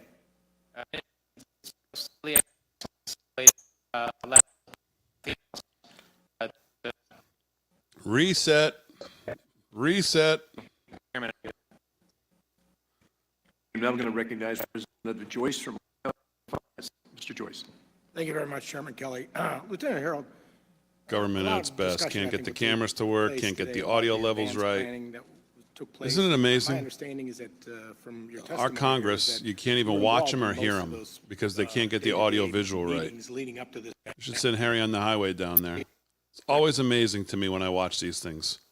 Always amazing. Billions of dollars, millions of dollars, and they can't get cameras and audio correct in these hearings. This is what you get. It's absolutely unbelievable. The site. They set up something for the president to go talk. He goes out there, the mic's on the lowest setting that they can, the audio sucks. People are going to be. The Can't do local folks anything who are right. going to be, and they're basically in charge and know all those things ahead of time, where everyone's supposed to be, correct? That's correct. Did you have the opportunity then to understand that when the Secret Service came in, that they were Oh my God. sniper? Let me see if there's a better feed. Mr. Blasco. This that is it was brutal. At the end of the day, it was the Beaver County sniper was the AR building. Absolutely brutal.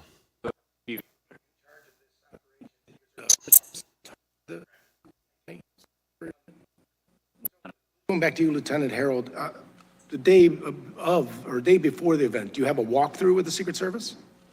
I had 2 walkthroughs at the site. There was a walkthrough on Tuesday. It was just a brief to get familiar with the property. We went back to the barracks. We pulled up This one an seems better. image of the farm show on a smart screen TV. We drew the fence line, spoke a little bit. The main meeting at the site was Thursday, and it was with the same 3 Secret Service agents.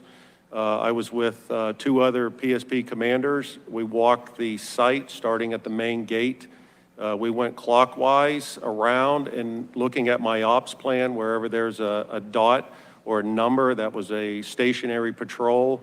And then basically when we got near the end and I had everything that they had requested, I was informed by my Area 1 commander that if we needed additional troopers, that we could pull from surrounding troops.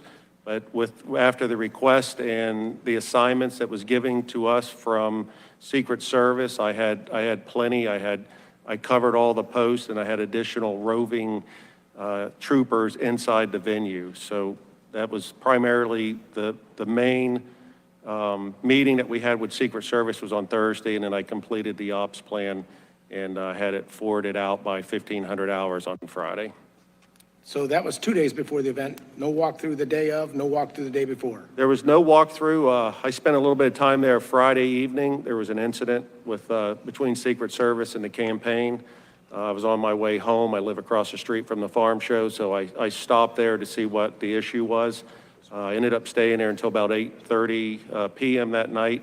So I did have some other interactions with Secret Service there on Friday, and then even some early communication with the campaign and Secret Service the morning of and during the event on July 13th. What was the issue? The issue was there was a campaign. We didn't know who it was at first. There was a vehicle that was parked, and one of the Secret Service agents had approached this person, and I think the individual was rude to the Secret Service agent and then got out of the car and walked away. So I had a trooper there go up to the PA system, page the registered owner of the vehicle, and I gave them so many minutes to return to their vehicle or I was going to tow it. Okay. So.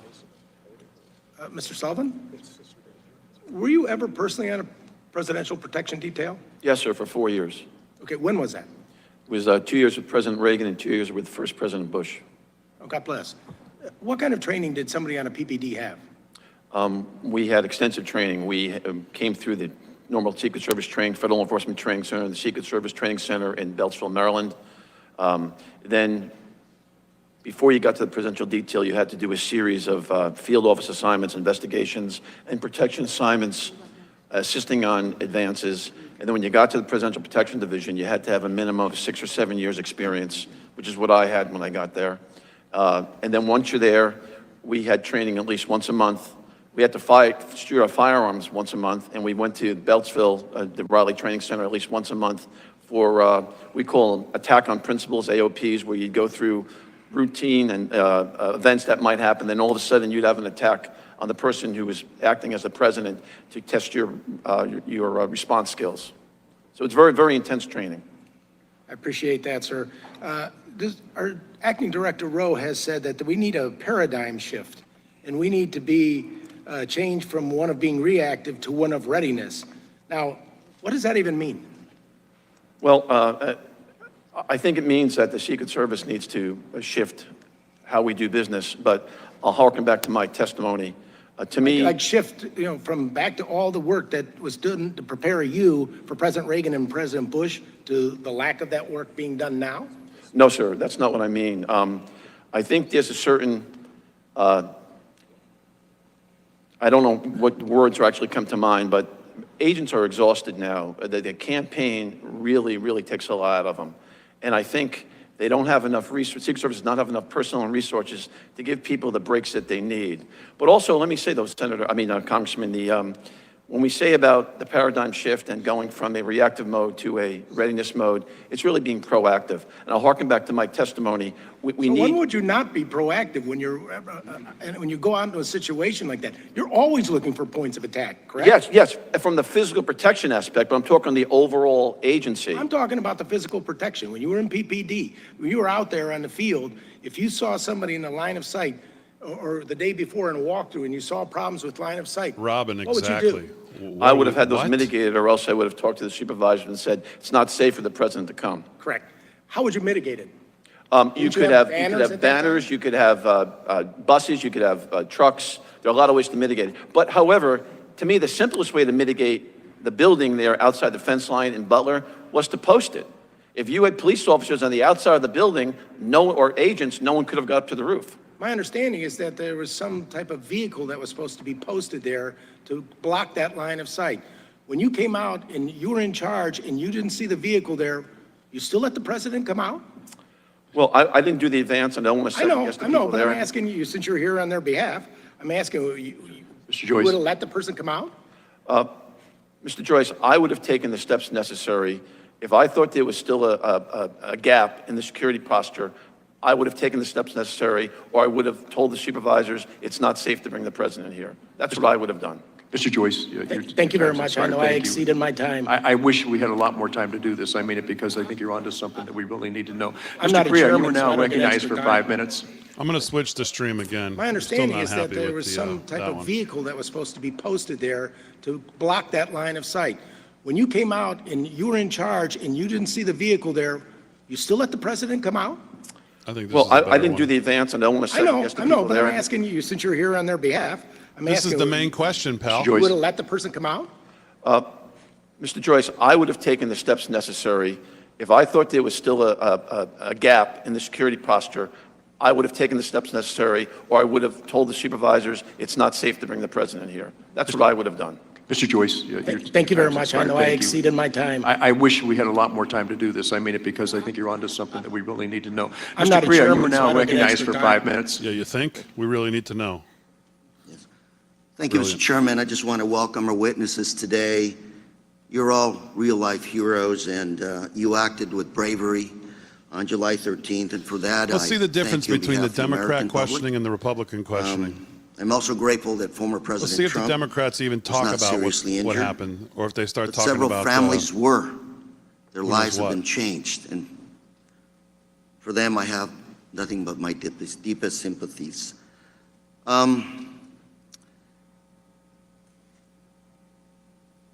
Mr. Sullivan, I want to turn to you first. I have a Wall Street Journal article from yesterday, and I'm going to submit this for the record, Mr. Chairman. Objections. And quickly summarizing some of the statements were made. Unclear chain of command, technical issues, poor communication, couldn't identify who within Secret Service was final decision maker, no communication in real time, 2 communication centers. Secret Service said they had technical issues with the radios, a problem that was characterized as being common with the agency. This is a summary of the Senate findings. And Mr. Sullivan, I just want to ask you a very brief question, which is, who's in charge at these sites? It is crystal clear in my mind from when I was an agent.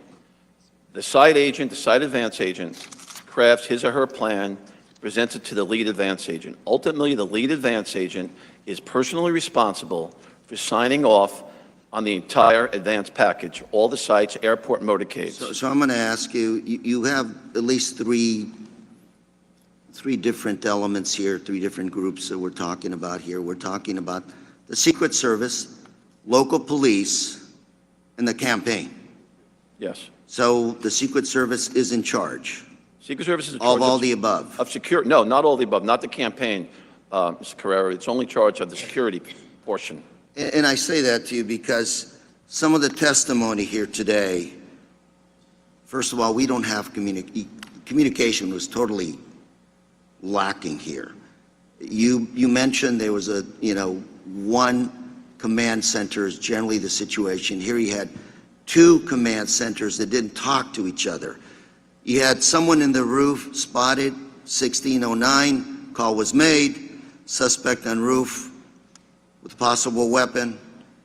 1811, local police officer spots crooks, jumps off the roof, injures himself. You know, 1609 is seconds 2 later, minutes you have a before shot 611 when goes the off. shots ring out. That's a Real lifetime time. of time. You've been with the Secret To get Service, sir. him off You the with stage. President Reagan, I believe you said. And President Bush, yes, sir. Thank you for that good work. What went wrong? Who's in charge? And I'm not trying to say focus on you, but rather we have former President Trump going back to Butler here in the next few days. You know, I'm not looking for people that are guilty here. I'm looking for solutions. What went wrong? How can we fix that moving forward? Well, what went wrong here is there was a breakdown, and I'll explain one more time, Mr. Carrera. The site agent reports to the lead agent. The lead agent is responsible. He or she is responsible for the entire advance package, and then that's presented to the field office supervisor and the detail supervisor. Are we being lax here?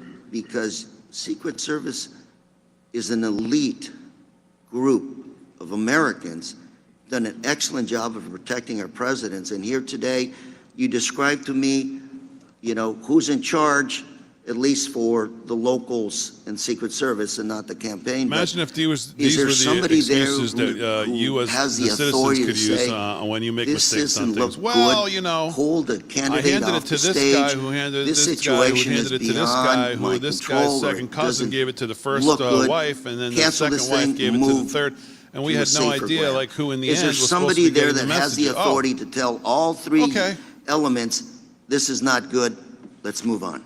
Yes, the side agent and the lead agent, before the protectee gets there, could call ahead and say, it's not safe, do not let the protectee arrive. Absolutely. Once the protectee's there, if there's an issue, any agent, you don't have to be the detail leader, any agent can I'm go up. running out of time, so very quickly, my last question would be, did that person in charge also review all of the communication and say, this is not working? Yes, that was the lead Pull the agent's plug. responsibility. The lead agent, And so there was a failure there by the lead agent. well, I don't want to specifically say the lead agent, but in my opinion, it was probably the lead agent's responsibility to ensure the overall communication for the entire visit was appropriate. And that was not the case. Well, then guess what, Apparently Bud? It's not. the lead agent. Thank you, Even if you don't want Mr. to Chairman, point I your do. finger at him. Thank you, Mr. Greer. Now recognize Representative Walz, 5 minutes.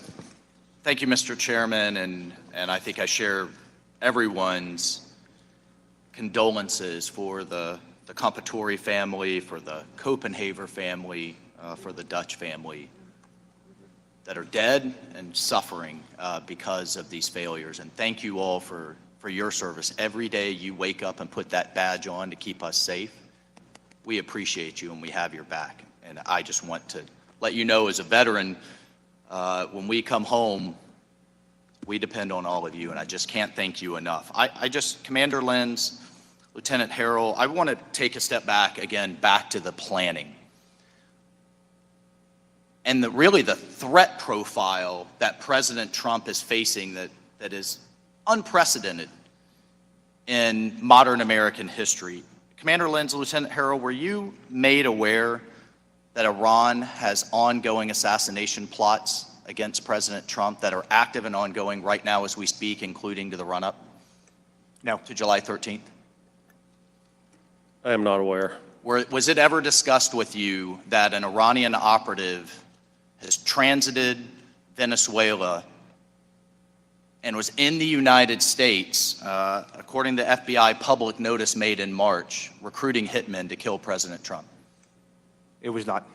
Were you made aware on July 13th or on July 12th that day the FBI had arrested a Pakistani national, Mr. Merchan, with ties to Iran, putting down payments, actual cash, down payments to recruit hitmen? No. Were you aware that that same operative were recruiting women as spotters and recruiting protesters as a distraction? A fairly sophisticated plot being run by a foreign state actor intelligence agency. No. Not aware. Mr. Sullivan, in your experience, would that change how you operated? Would that heighten your level of coordination, assets? Absolutely, Mr. Waltz. It would be a tremendous game changer. But again, I harken back to my statement here at the beginning. The current situation with the Secret Service not being mandated to have information provided to it is a problem. Now, the Secret Service should have been part of that overall investigation. The Secret Service should have been Secret part of the Service arrest. should have been aware. Absolutely. And They probably were. had you been in charge, or in your experience, would certainly make local law enforcement aware, hey, we not only have ongoing plots, we just arrested someone in the United States putting down payments to kill President Trump. This is on top of the ongoing domestic threats, correct? Yes. You would yes. make your counterparts aware. Yes, I would think those Secret Service headquarters knew about that. I'm assuming that. I don't know for a fact. But I've been in law enforcement my whole life. Unless you're in the room, unless you're one of the persons putting handcuffs on the suspect and bringing him in the room conducting the interview, you're never going to get the whole story. You have to be But at part least of that in arrest. awareness, in fairness, just I have limited time, at least in awareness to your local law Yes, enforcement, right? yes. So were you also aware, was anyone aware that President Trump had been denied additional resources, but the reason the Secret Service counter sniper team wasn't there to coordinate with you is they were still pending approval at Secret Service headquarters. That's why the actual counter snipers weren't there to coordinate with you. Was anyone aware of that? I was But not. that they would be coming, maybe you should sync up, coordinate? There was some discussion there, like I think it was on Thursday, that, because when you compare this to the 2020 rally, the Secret Service did not have a lot of the resources that was in Butler for 2020. And this event on July 13th, they seemed like they had a lot less resources. There was no CAT team. I don't think the CS team was coming at first. That's right. And early on, we had mentioned our CERT team, which is Special Emergency Response Team, utilizing them, but they felt that they were just needed in the motorcade. So it was clear, heightened threat, you're not made aware, a lot less resources from the service. In addition, in terms of Secret Service post standards, 12 were allocated to Dr. Jill Biden's event in Pittsburgh, only 3 allocated there, making them highly dependent on you all. And in my time remaining, Commander Lentz, you said you were not given any guidance to secure the AGR building. Can you just talk about that for a moment? So essentially the site and the advance said, locals, you guys got this. Good. And was there any back brief? Was there any put assets here, on the roof, inside, post standards, anything at all? So once we received our duties, so the Secret Service says, here's what we want you to do. And on Tuesday, I believe it was Tuesday, they did request some sniper teams from us, and later that day confirmed that their counter snipers were coming in. But there was no guidance as far as where they wanted us to be, aside from what those specific duties would be. The counter assault team leader was very good at making sure we knew what was expected. The counter sniper walked through with us at the planning meeting, so they knew where we would be. They knew what our plan was. They never requested a formal copy of our plan. This was all verbal. Correct. Right. And you never got any written guidance of how many assets to put where. Correct. And it was our decision to place those snipers in the second floor of that AGR building. They were aware of that, certainly aware that they would be there, but there was no feedback or guidance that they wanted them there, that they didn't want them there, but really by not raising an objection. And Mr. Sullivan, should that guidance have been provided? Absolutely. Absolutely. No question about it. And if you had had additional Secret Service assets, would you have put the AGR building within the protective perimeter and the see-through chain link fence that anybody could have approached within yards of the stage? Would you have put that inside the perimeter with additional resources?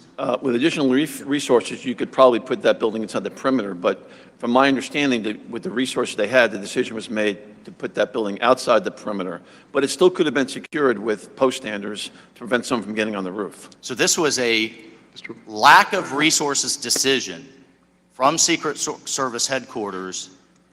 If they had had it, you would have done it differently. No, Mr. Walsh, I don't want to say that. I wasn't there, but if the Secret Service had the resources, it would have been easier probably putting that within the secure perimeter, and then everyone going into the building would have already been magged and screened.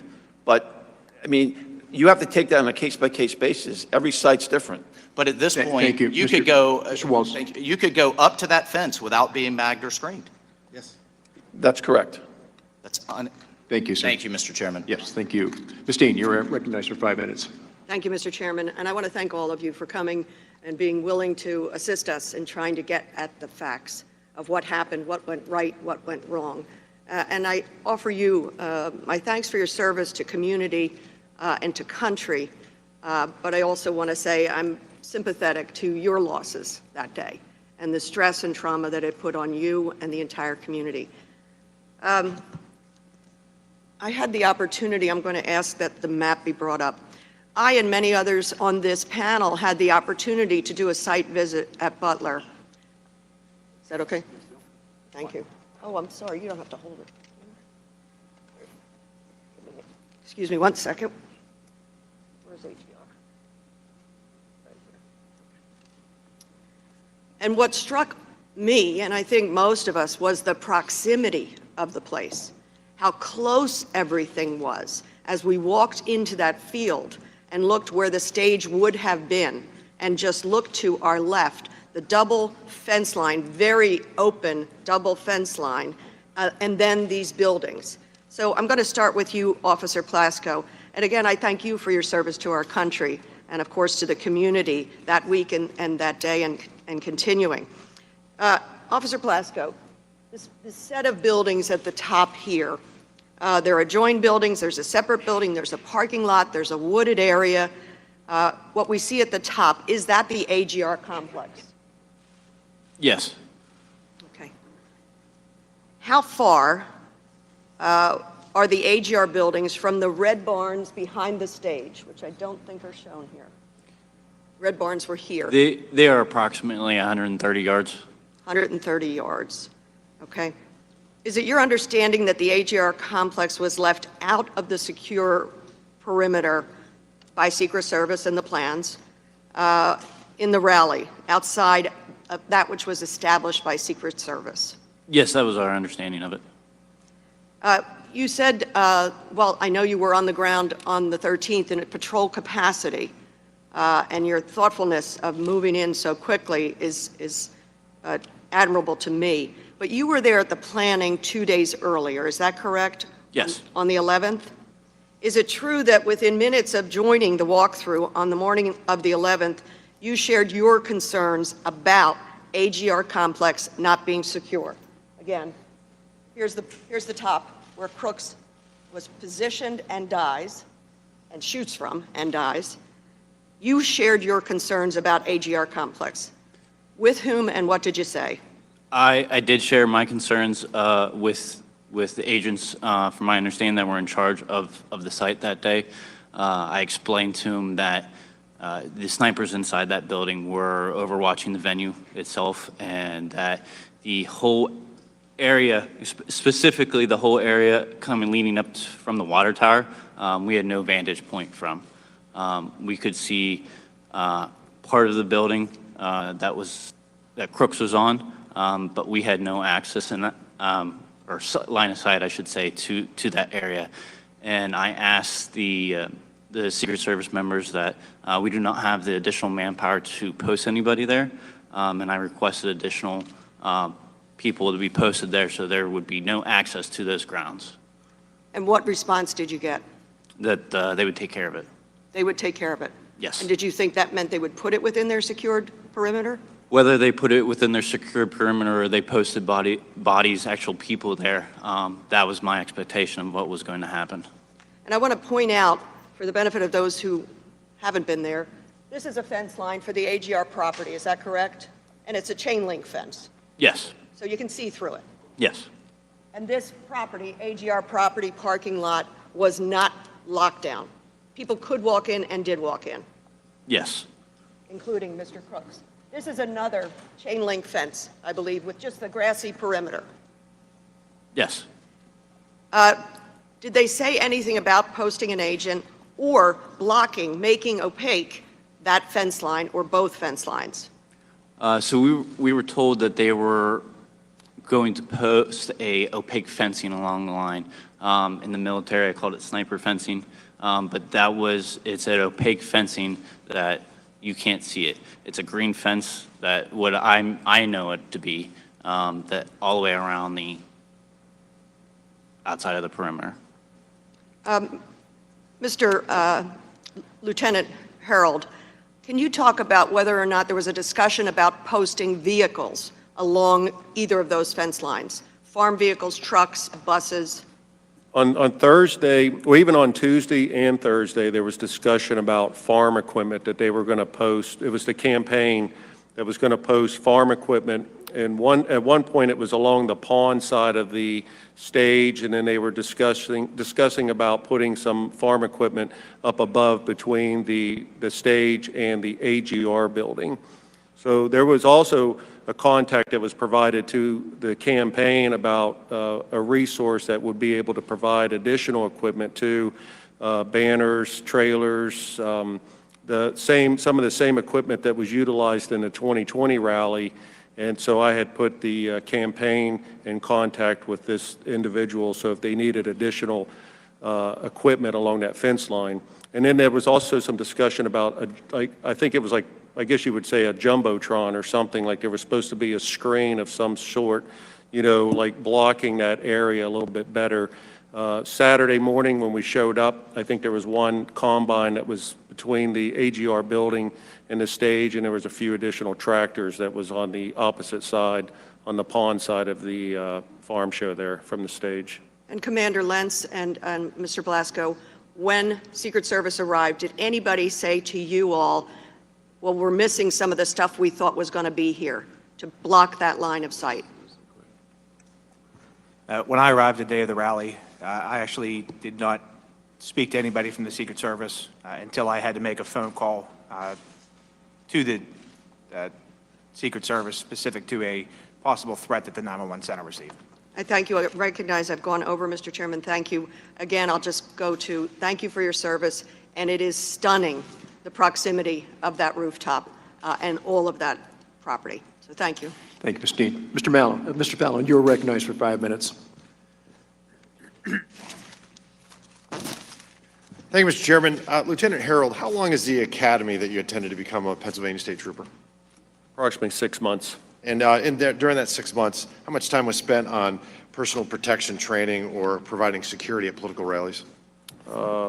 Very little. Yeah, if not any, right? Right. Would that be the same, Commander Lenz and Officer Blasco? Correct. There's, Similar? to my knowledge, none in the police academy. Agent Sullivan, when you went through the academy training, was it 6 months like it is now? The first school was 12 weeks in Glencoe, Georgia, and the second Secret Service was about 16 weeks. Fair to say that about 5 to 6 of those weeks were spent on how to secure perimeters and things like that at political rallies? Yes, it was and personal protection? The vast majority was protective intelligence investigations, protection. Right. And then when you actually went on a protective tour, it's about 5 or 6 years? That accurate? You'd have to be an agent for at least 5 or 6 years before you could be assigned to protective detail. Right, but a protective tour lasts about 5 years or so? No, when I was an agent, it was between 3 and 4 years. Okay, it's about 5 years now. Or more, yes, sir. So fair to say, I think we've established that the experts in protection are the Secret Service and not local law enforcement. You do a lot of other things. To illustrate for the American people the abject historical failure of the Secret Service, because they're supposed to be the premier protective agency in the world, and on July 13th, they were anything but. And Helen Comparatori doesn't have a husband because of that. So when I visited the Butler farm, the Butler farm show and the AGR complex, two things struck me.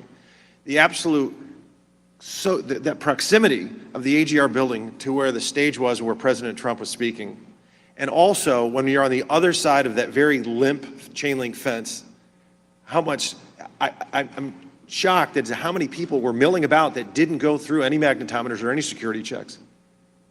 Officer Blasco, do you have any idea how many people were on the grounds that day on the AGR on the property? AGR complex? Yeah. From talking to the sniper units in the AGR building, they said there was approximately 150 to 200 people. Okay, so there were hundreds there. All right. And it's, so, let me ask you this. Is the AGR property, it's outside the security perimeter, but there were hundreds of people 50 yards closer to the president than the shooter. We didn't know who they were. Commander Lenz, what's the highest structure in the direct proximity of the AGR building? The roof of the second floor of the AGR complex. But in the water tower. In the water tower, yes. The highest one. Did the Secret Service ask you all to post anybody up on the water tower? No, they did not. Okay. Would that have helped perhaps secure the area and mitigate the threat of the AGR building if we had somebody up there? I think it would help secure the AGR complex. Because you had a clear line of sight on it if somebody was up there, right? Correct. Yeah. But they didn't do that, did they? They did not. All right. Commander Lenz, as far as the walkthroughs, did the Secret Service perform a walkthrough with you all? They did. They did? On Thursday, there was a police walkthrough. Okay. And during that walkthrough, did they help you and advise you as to how to secure the AGR building? They did not. They did not. Lieutenant Harold? Our walkthrough was Thursday, and AGR building was not discussed. Wasn't discussed? Yeah, we were inside the fence line of the farm show, and we we picked they picked their stationary post where they wanted troopers assigned within the perimeter, and the AGR building was never discussed. Okay, so we could have surrounded that building with, say, 8 or 10 officers, and it probably would have mitigated the threat the AGR building presented. Fair to say? Yes. And the Secret Service didn't ask you to do that? No. Okay. How about just clearing the area entirely? It's about 17 acres, but only about 4 or 5 of those acres have line of sight to where the president was speaking. Did they ask you to maybe put up some stakes around the perimeter, police tape, no trespassing? They asked you to do that? No, I knew AGR, I knew the parking was restricted that day. The business was not going to allow parking, but there was nothing, no other communication regarding the AGR. If the AGR property had been cleared with police tape and some, don't trespass and nobody other than law enforcement walking about, would that have helped secure the area and mitigate the threat of the AGR building presented? No, it would have, but I know that they were going to sweep the farm show, so I'm not sure if that area was swept by Secret Service or not. I have no knowledge of that. We know that there were hundreds of people that didn't go through any security checks that were milling about on that property that day. Outside Could have the presented fence is a grave correct. threat, and we just got lucky in that regard. Yes, sir. Do you think that, I'd say, Lieutenant Harold again, were law enforcement stationed on the roof of the AGR building? Did the Secret Service ask you to put people on the roof? PSP was not asked to put anybody on the Okay. roof of the AGR. Commander Lenz, were you asked to put anybody on the roof? We were not. Officer Blasco? No. No. But if there had been law enforcement on the roof, probably wouldn't have had a shooter on the roof. Fair to say? True. Yeah.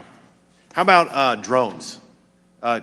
Agent Sullivan, to the best of your knowledge, were drones deployed that day to help mitigate the threat that the AGR complex presented?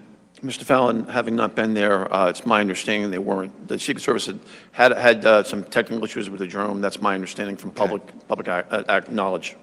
Lieutenant Harold, if cameras had been placed on the AGR roof, would that have helped mitigate the threat?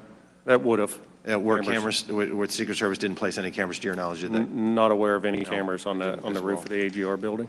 There's about 7 different ways the Secret Service could have secured that building. A 10-year-old looking at that satellite image could have seen that the greatest threat posed to the president that day outside the security perimeter was the AGR building and that roof. And a 20-year-old with a week's notice figured it out and outsmarted and outmaneuvered the entire U.S. Secret Service. And that is a shame, and it's a stain on their agency. And the best way to prevent these from happening is you don't react to them, you prevent them in the first place. Mr. Chairman, I yield back. Thank you, Mr. Bell. Ms. Woolhan, you're recognized for 5 minutes. Thank you, Mr. Chair, and thank you very much, gentlemen, for joining us today. I want to join my colleagues in thanking you for your service. I, too, served in the military, and so I'm enormously grateful for the safety and security that you provide all of us when we're home. My questions are going to be focusing primarily on communications and radio protocol. All right, I'm going to jump back in here because and so I'm confident there's some things going on that I want to point out to you, if you're still with us. And actually, we have more people now than we had when I started the stream this morning. So a couple things going on here. Let me get to, this might be a 12-hour, 14-hour stream. I just saw that President Trump is going to hold a press conference today, 4 o'clock. And I wonder if this is the reason why And, well, we've been on it for a couple days. We had the great John Solomon on. President Trump just truthed this. Shocking breaking news as exposed by the great John Solomon, a real journalist who cares about the truth, and the great work of Congressman Barry Loudermilk and Republicans on the House Oversight Committee. The deep state chose to disregard my direct authorization of at least 10,000 National Guard troops to ensure that Washington, D.C. was safe and secure on January 6, 2021. These deep state submersives disobeyed the president's directives, which would have prevented any unrest that day, January 6, as is known, would have never taken place. These revelations end the sham J6 civil hoaxes and the lawless D.C. case brought by deranged Jack Smith, which has already been demolished by the U.S. Supreme Court. Historic immunity and Fisher decision. I call for everyone to act peacefully and patriotically and demanded that D.C. be protected. The deep state and crazy Nancy Pelosi, who admitted to her daughter on videotape that she was responsible, have to be held to account, including for the damages, wasted resources, and time spent defending the witch hunts and hoaxes. We have to save our broken justice system. So that out from President Trump tonight on this morning here on Truth. And I'm pretty sure I saw that he is going to hold a press conference at 4 o'clock.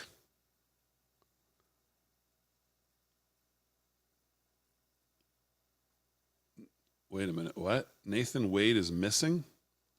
Oh man, this is like breaking news day. This is like breaking news day. Where did I see this? I'm almost positive I saw that President Trump's going to hold a press conference today. Let me just go to, maybe it was Trump War Room. Maybe not.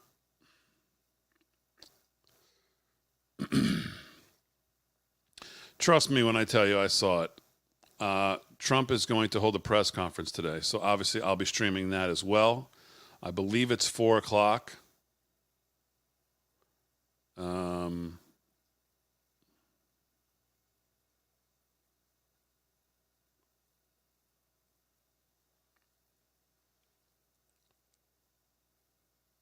All right, I'll find it. But those are a couple things breaking right now. We'll go back to the hearing here. Can you briefly talk a little bit about the secrets and whether or not you think they could hear you?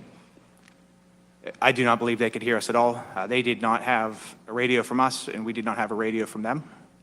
So, in the local command post, there was no way for us to hear any of the Secret Service radio traffic.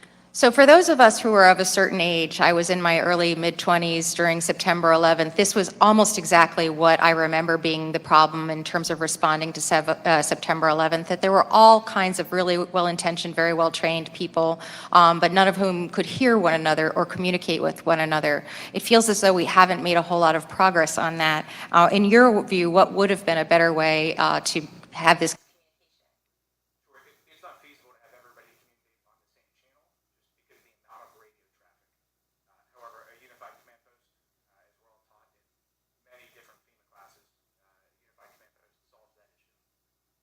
Yes, and I know Representative Crow started this conversation with sort of being a gap. 4:30 from Trump Tower today. 4:30 Trump Tower, press conference from the president. And post, and so that's certainly a gap too. So here we were with 3 minutes and every second counting, and the Secret Service and the state police weren't able to directly hear what local law enforcement actually saw because they didn't have that interoperability with local law enforcement frequencies and didn't have possession of those radios. Given how important that communication is in communicating in a crisis, clearly one of the findings of our investigation ought to be that there needs to be certainly reform in terms of the technological communications that are going on here. My colleagues had a little bit of extra time, and with my remaining time, I'd like to ask a question about the drones. I understand that the drone technology that the Secret Service had didn't work that day. My understanding is that the person who was trying to assassinate the former president's technology did work that day. The last question that I have for you is we're always trying to solve for the last problem that we had. A shooter, a sniper. To me, we should be solving for the future problems that we aren't seeing coming around the corner, and those are emerging threats, evolving threats such as drone technologies. Gentlemen, do you have anything that keeps you up at night that isn't sort of the traditional sniper on a rooftop? Yeah, I believe that we've probably all considered the emerging threat that would be coming from a drone. I would say at our level, I have no means to mitigate that at this point. And that's actually something that we can also help with, and Congress has pieces of legislation, myself included, that address the authorities that you need to have to be able to combat what I think is an increasing threat from things like drones. I thank you very much for your testimony, and thank you very much again for your service. And with that, I yield back. Thank the gentlelady. The gentlelady from Florida, Ms. Lee, is recognized for 5 minutes. Thank you, Mr. Chairman, for convening this important hearing, and to our witnesses for being here with us today. Lieutenant Harold, I would like to start with you and return to a comment that you made earlier. I believe you testified that you actually participated in a prior rally at this same area with President Trump in 2020. Is that correct? That is correct. And you commented upon your observations about different resources that were available for that 2020 rally. Is that right? That is correct.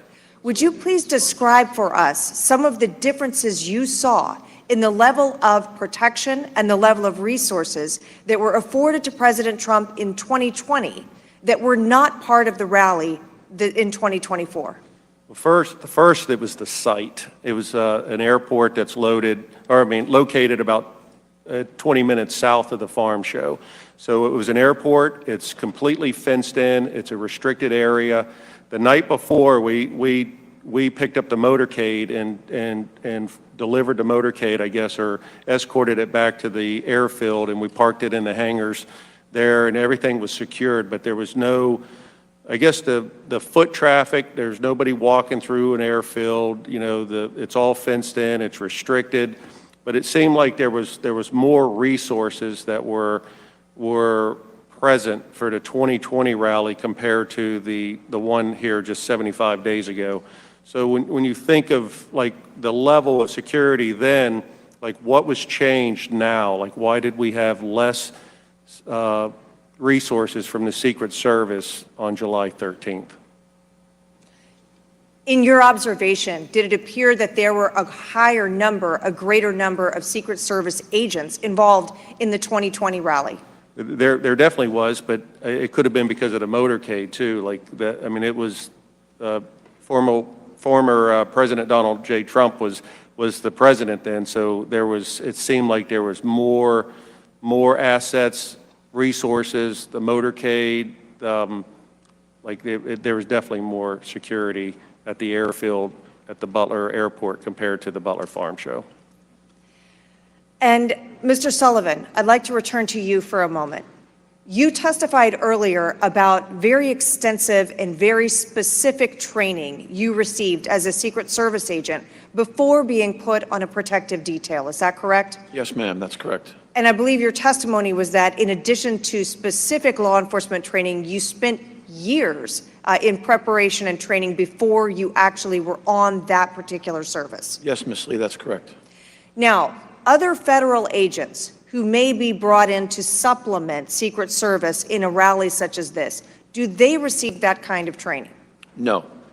So we've discussed earlier that state and local law enforcement would not and did not have that kind of specialized training. But to be clear, it is also true that other federal agencies don't receive that specific training, that specialized training either. Well, every agent that goes to the Federal Law Enforcement Training Center Criminal Investigative Training Program does get an introduction to protection. They do get some familiarity with it. And then before in the Secret Service, I'm no longer there, but borrowed agents from other agencies. When I was an agent, we used ATF, IRS, Customs. Now it's Homeland Security investigators. They are briefed, and they get a briefing and a familiarization with Secret Service procedures. But remember, though, the agents that are helping from HSI are not doing the advance. They're not making decisions on how to create the security plan. They're in a specific post with specific post instructions for that post. But would it be correct to say that Secret Service agents who are specifically assigned to a protective detail have far more extensive training in that specific type of service and law enforcement activity than would your counterparts at other agencies? That is 100% accurate, Ms. Lee, yes. And are there things in your observation about the particular rally today and the staffing associated with it? You touched earlier on how it's imperative to include state and local law enforcement, but are there particular things about this rally that you've observed that you think might have elevated and improved the security posture? Well, again, Ms. Lee, I wasn't there. I'm just acting on the information I've received in public knowledge. I think there was clearly mistakes made. There were decisions that were not appropriate in my opinion. And I'm really appalled at the communications plan, or lack thereof. I can't fathom how that would be acceptable, and it's absolutely not acceptable. Thank you. Mr. Chairman, I yield back. Thank you, General Lee. Representative Moskowitz, you're now recognized for 5 minutes. Thank you, Mr. Chairman. The assassination attempt against President Trump on July 13th was a chilling moment in our country's history. This task force is committed to ensuring that security failures on July 13th never happen again. We thank you for being here, gentlemen, to help provide the task force transparency and answers to the American people. There were a host of issues with planning and execution of the July 13th rally, including communications failures. I'm familiar with communications issues. As the former director of emergency management for Florida, I was the first emergency management agency to institute FirstNet for everyone in my emergency management agency and all of our... I just want to jump in for a second and take you over to what's happening in New York City right now. A city man, I want y'all to hear this. We have families that just lost their kids to violence. The mayor, not you, but the mayor. He wasn't the mayor then. He stood with us on the steps and saved lives and called the question 2006. At that time, I'm a mother who lost 2 kids to gun violence, and at that time, we should have had stop and frisk. Maybe my kids wouldn't be dead today. If they check these kids that's 11 years old and 10 and they had stop and frisk, maybe the kids wouldn't be dead today. So I stand with Eric Adams, and I'm going to stand with him, and he ain't going nowhere. You are. Thank you. Okay. I guess that's who Eric Adams wanted to have at the first press conference. Good afternoon, everybody. I'm just here to say that Mayor Adams have stood with us, and we're here now as the United Clergy Coalition to say we will stand with him. First of all, everybody deserves due process. Just because an indictment come against you, it does not mean that you are guilty. Let the process go out like every American citizen have the right to do. If you don't like him, don't vote for him, but he's not resigning, he's not quitting, and we stand behind him and say the community behind him, and we want him reelected. Go talk to Donald Trump with 34 counts, and you ain't protesting nowhere. That burns me up. Interesting optics here. Very interesting optics they've decided to go with here.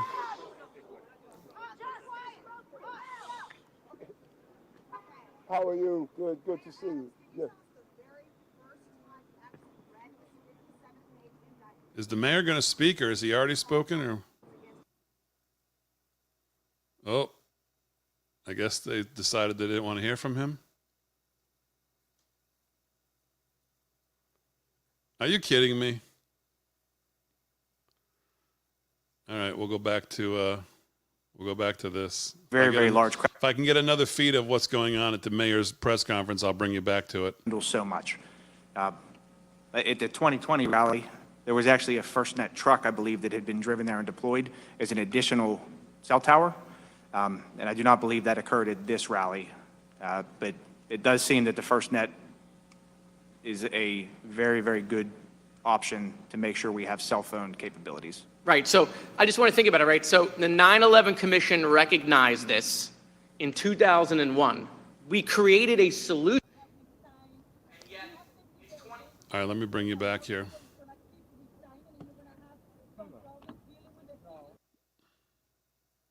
Oh my God.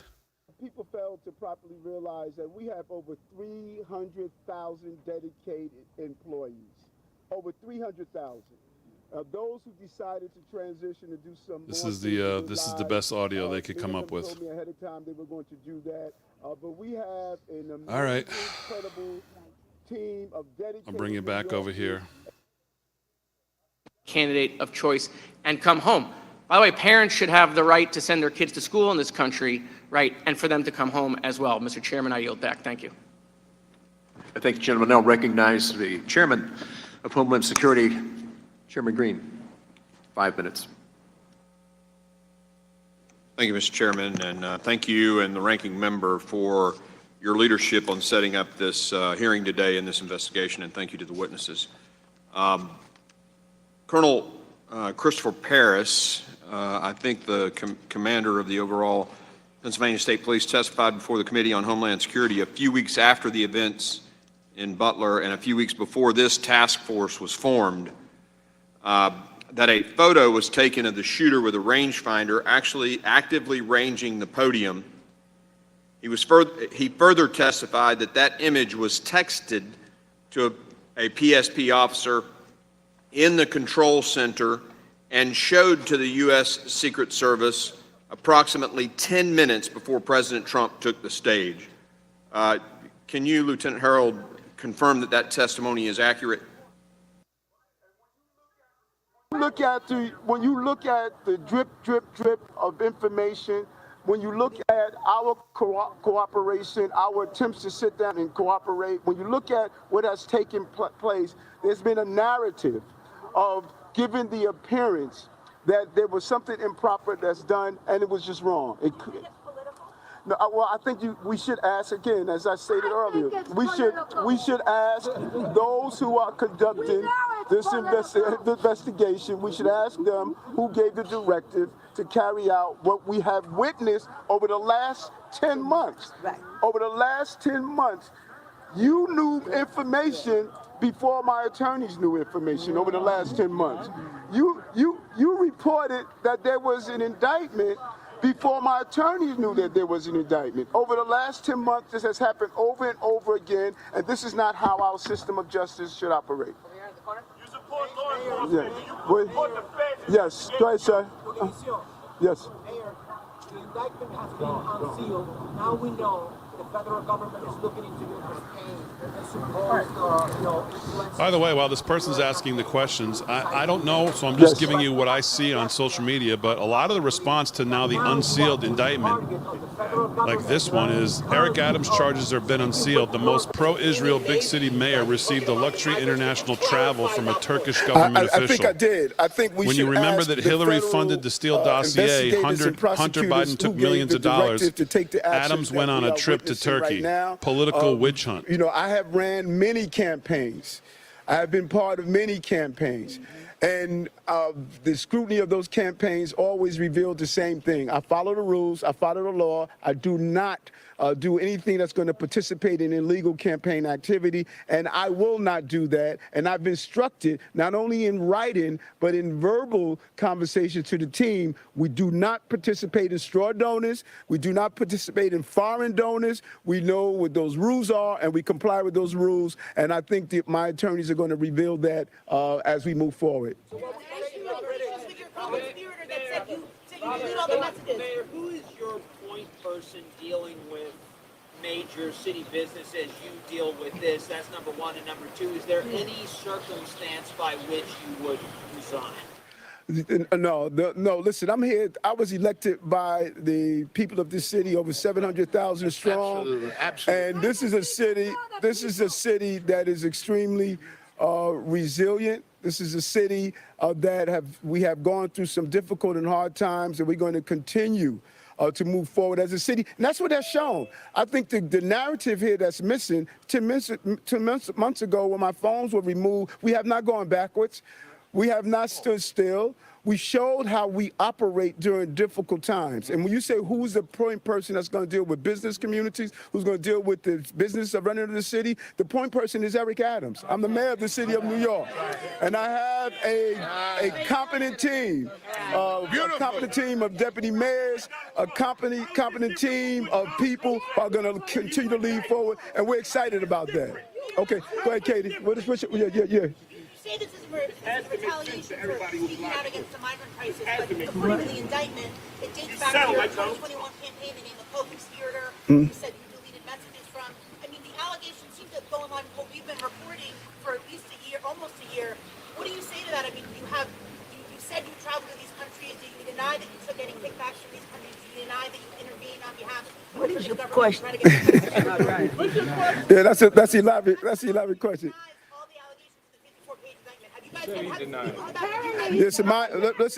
Listen, my legal team Thank you. My legal team is going to peruse the entire indictment. We got it today. When it was released, the news media received information before we did, as they have been receiving for the last 10 months. It appears as though the goal is to try this case publicly and not in the criminal justice system that's in place. And so we, based on what I read, it's clear that if it's campaign violations, I know I don't violate the campaign. That's right. If it's foreign donors, I know I don't take money from foreign donors. And I verbalized that to the team, both in writing and both in communication. And we will continue to do that. And we look forward for the legal team to handle this as I handle the city of New York and continue the success that we've witnessed in the last 2 years and 9 months as the mayor of the city of New York. Thank you very much. All right, there you go. Mayor Adams giving a press conference. Rudy Giuliani says, Mayor Adams' indictment may be a chance to resurrect our constitutional rights and values. I don't know if Mayor Adams did or did not do the things alleged in the indictment and other leaks. I know in a similar situation, Mayor Ed Koch was entirely innocent of the charges I proved in a federal court against some of his closest political allies. Mayor Adams, like me and you, is entitled to the presumption of innocence. You can have your own opinion about this case, of course, but reserve final judgment until it is fully litigated in a court of law. And again, if you missed it while we were watching the hearing, I thought I retweeted it. President Trump is going to hold a press conference. Did I not retweet it? President Trump is going to hold a press conference 4:30 at Trump Tower in New York, and obviously I'll be covering it. Maryland, Representative Ivey for 5 minutes. Thank you, Mr. Chairman. And I want to join in expressing my gratitude to all of you, not only for being here, but the service that you provided to your communities and to the country. I wanted to follow up on a couple of things. One on the communications front. The FirstNet system, let me ask, because I don't know that Mr. Sullivan, you talked about FirstNet at all. Is Secret Service able to access FirstNet as well? I don't know, Mr. Ivey. I don't know the answer to that. All right. Do any of you know if on the day of July 13th, the Secret Service was connected to FirstNet at all? By the way, prosecutors are about to hold a news conference in New York to discuss the Adams charges. When we see that, I'll probably go live to that. Questions about how communications would be had on the day of July 13th. I know that Secret Service, when the county had referenced their mobile command post on Monday. So I think that's how that was integrated into the rally. So during Thursday meetings with Secret Service, the command post was established at the Farm Show office, the main office there coming through the main gate. So I knew that they were going to have, or Secret Service said they were going to have their representative there, and that's where we opted to put our sergeant and the command post with Secret Service. There were some communications with portables and the radios, but nothing with FirstNet cell phones. All right, so we had communications with, Commander, you mentioned, I forget the name of the channel, but one of the channels that you used, right? You had people using cell phones, I guess for direct calls and for text communications? Yes. Yes. All right, and then you had multiple other radio channels that were being used.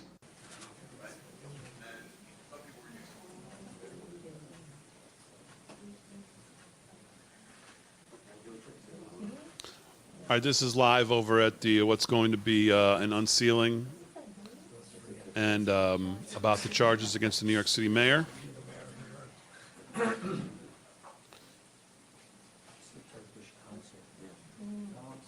And from the initial looks of it, it looks like it has a lot to do with what the gentleman on Twitter said, flying.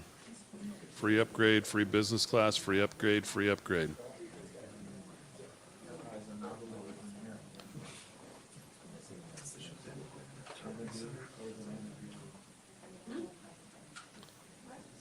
Maybe this is just one slide.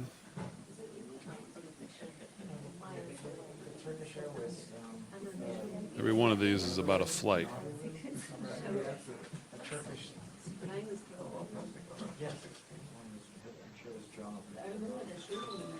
All right. Guess this is not starting yet. We'll go back.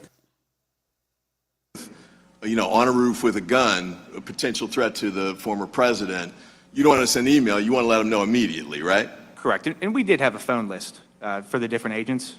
However, I'd already been speaking with the sergeant in the command center for different things, and it was significantly easier and faster just to send it straight to him. All right, is it fair to say that this sort of emergency communications on that day hadn't been worked out in advance? Is that fair? Yes. All right, so this was sort of making it up as you go along on that day, not in a critical way, but you're just doing what you need to do to All right. Looks like this is about to start. We'll listen in over here.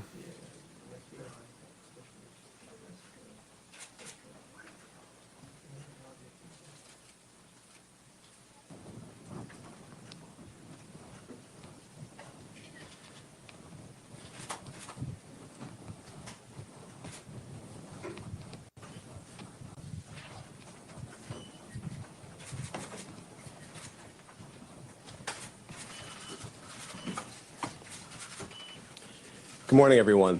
Thank you for gathering. My name is Damian Williams, and I'm the United States Attorney here in the Southern District of New York.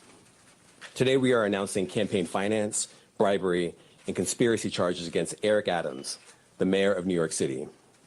As the indictment alleges, Mayor Adams engaged in a long-running conspiracy in which he solicited and knowingly accepted illegal campaign contributions from foreign donors and corporations. As we allege, Mayor Adams took these contributions even though he knew they were illegal, and even though he knew these contributions were attempts by a Turkish government official and Turkish businessmen to buy influence with him. We also allege that the mayor sought and accepted well over $100,000 in luxury travel benefits from some of the same foreign actors who arranged many of the illegal campaign contributions. These benefits included free international business class flights and opulent hotel rooms in foreign cities. The mayor had a duty to disclose these gifts on his annual public disclosure forms so that the public could see who was giving him what. But as we allege, year after year after year, he kept the public in the dark. He told the public he received no gifts, even though he was secretly being showered with them. We allege that Adams accepted these benefits knowing that they were given to him because of his position. And in exchange for some of those improper benefits, he intervened in the New York City Fire Department's inspection process for a building owned and operated by the Turkish government, allowing it to open even though it had not passed the fire inspection. The corruption alleged in the indictment is, as I said, long-running. As we allege in the indictment, Adams' solicitation of illegal campaign contributions began in 2018. After he started raising funds for his 2021 mayoral campaign, he agreed to take contributions offered by multiple Turkish businessmen, several of whom he met in Turkey. Adams knew that these wealthy individuals could not legally donate in a U.S. election. Federal law clearly prohibits foreign donations. That's how we protect our elections from foreign influence. Yet Adams directed his staff to pursue this illegal money to support his campaign for mayor.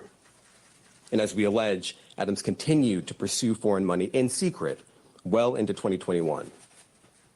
And it didn't stop with his first campaign for mayor. As we allege, in 2023, the mayor rekindled these corrupt relationships, seeking more illegal campaign contributions from some of the same foreign sources to support his re-election campaign. Adams also took contributions that broke other laws. As we allege, he sought contributions from businessmen far in excess of what the law allowed. He also allegedly sought contributions from corporations, which are not allowed to contribute at all in New York City elections. Many of those illegal corporate contributions were organized by the same people who organized the illegal foreign contributions. And Adams allegedly disguised them all in the same way by accepting the money through so-called straw donors. A straw donor contributes someone else's money, hiding the money's illegal source, such as a foreign businessman, a corporation, or a wealthy New Yorker who has already contributed the maximum amount allowed. And as we allege, Adams circumvented all of these laws, taking contributions from exactly the sources the law prohibits, all to benefit his mayoral campaigns. Now, Adams also personally benefited from the illegal conduct alleged in the indictment. Adams solicited and accepted over $100,000 in luxury travel benefits for years from wealthy Turkish business people and at least one Turkish government official seeking to gain influence over him. Adams started accepting undisclosed luxury travel benefits at least as early as 2016. He took these benefits nearly every year through 2021. Here are some of the benefits that we uncovered during our investigation. In 2016, Adams flew to India through Turkey and received 2 free round-trip upgrades for business class seats. That's the highest class on Turkey's national airline. Those upgrades were worth more than $12,000, and none of it was publicly disclosed. In 2017, Adams accepted free business class tickets for himself and his travel companions to France, Turkey, and China. And he was put up in the Bentley suite in the St. Regis Hotel in Istanbul. All of that was worth more than $41,000, and none of it was publicly disclosed. Also in 2017, he flew to China, again, through Turkey, and accepted 2 free business class tickets for himself and a companion. Those were worth more than $16,000, and none of it was publicly disclosed. I'm not jumping to the mayor's he flew to defense, Hungary, but if this is the bar in the level, those were worth more than $12,000. is there how many politicians you think would fit this? In 2019, fact he flew to pattern? Turkey and accepted a free upgrade to business class for his companion and a free stay in a lavish suite at the St. Regis Hotel in Istanbul. That was worth more than $9,000. And again, none of it was publicly disclosed. In 2021, Adams solicited business class tickets to Istanbul, stays at luxury hotels and resorts, yacht tours, and meals. As we allege, he asked to pay a nominal fee for all of this in order to disguise what we allege were in fact bribes. He canceled that trip at the very last minute, but the benefits that he solicited were worth more than $21,000. And later in 2021, Adams flew to Ghana, again, through Turkey, and accepted free business class ticket upgrades and other gifts while he was on a layover in Istanbul. Those benefits were worth more than $12,000. And just like all the other benefits I've just run through, none of it was publicly disclosed. $12,000, $21,000. Now, I want to be clear. These upgrades and freebies were not part of some frequent flyer or loyalty program available to the general public. As we allege, this was a multi-year scheme to buy favor with a single New York City politician on the rise, Eric Adams. Now, this is a chart with all of the undisclosed travel benefits that we uncovered during the investigation. We just list it all out here. You see the year, 2016, 2017, 2017, 2018, 2019, and 2 in 2021. The destination, India all the way to Ghana. The benefits, the free upgrades or free tickets altogether, the hotel stays, and the value. And if you just sum up all the dollar amounts here, you get to more than $100,000. And of course, as I said before, every single trip that we list here was undisclosed. As we allege in the indictment, in addition to not disclosing these benefits, Adams sometimes created fake paper trails to try to cover up the travel benefits he solicited and received. Let me give you one example. Adams wrote emails to his staff suggesting he paid for his 2017 business class flights on the Turkish airline when, as we allege, he did not. Those flights were worth a lot of money.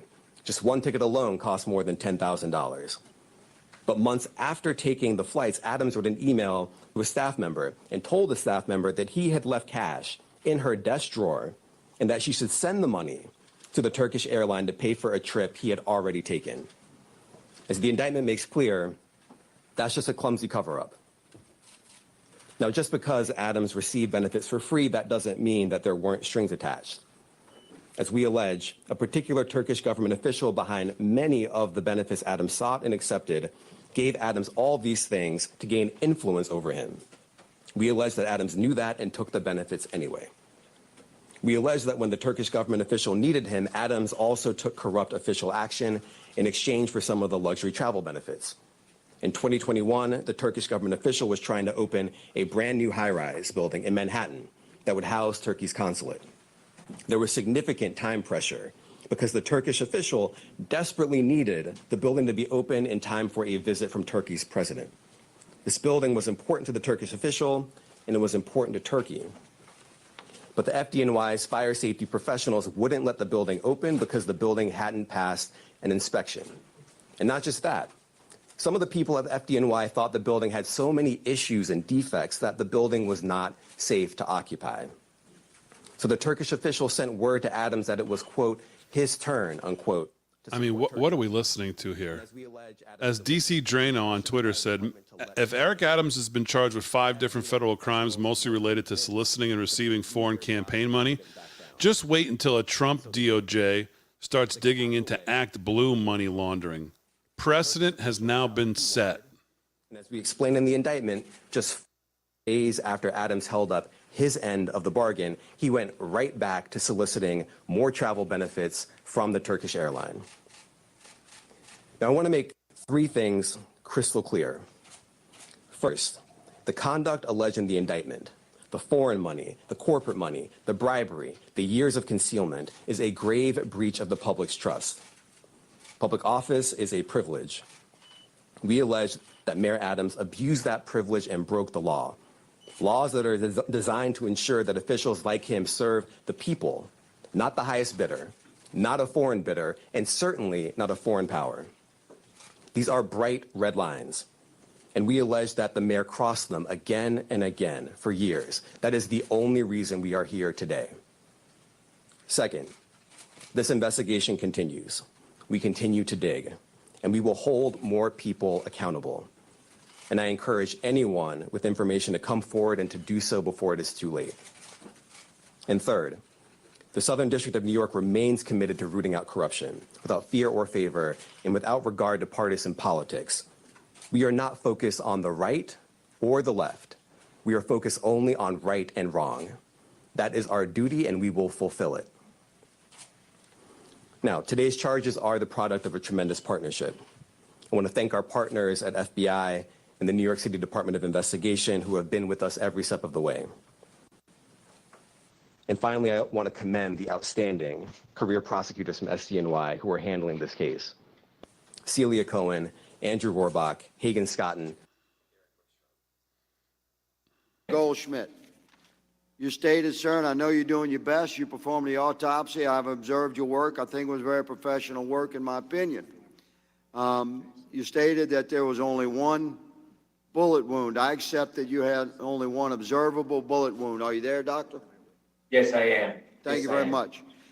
Could the injuries on Crook's I'll be back. shoulders have been caused by a combined impact of Butler County ESU shot number 9 striking somewhere in the vicinity of the buttstock of Crook's rifle and some fragmenting from that impact?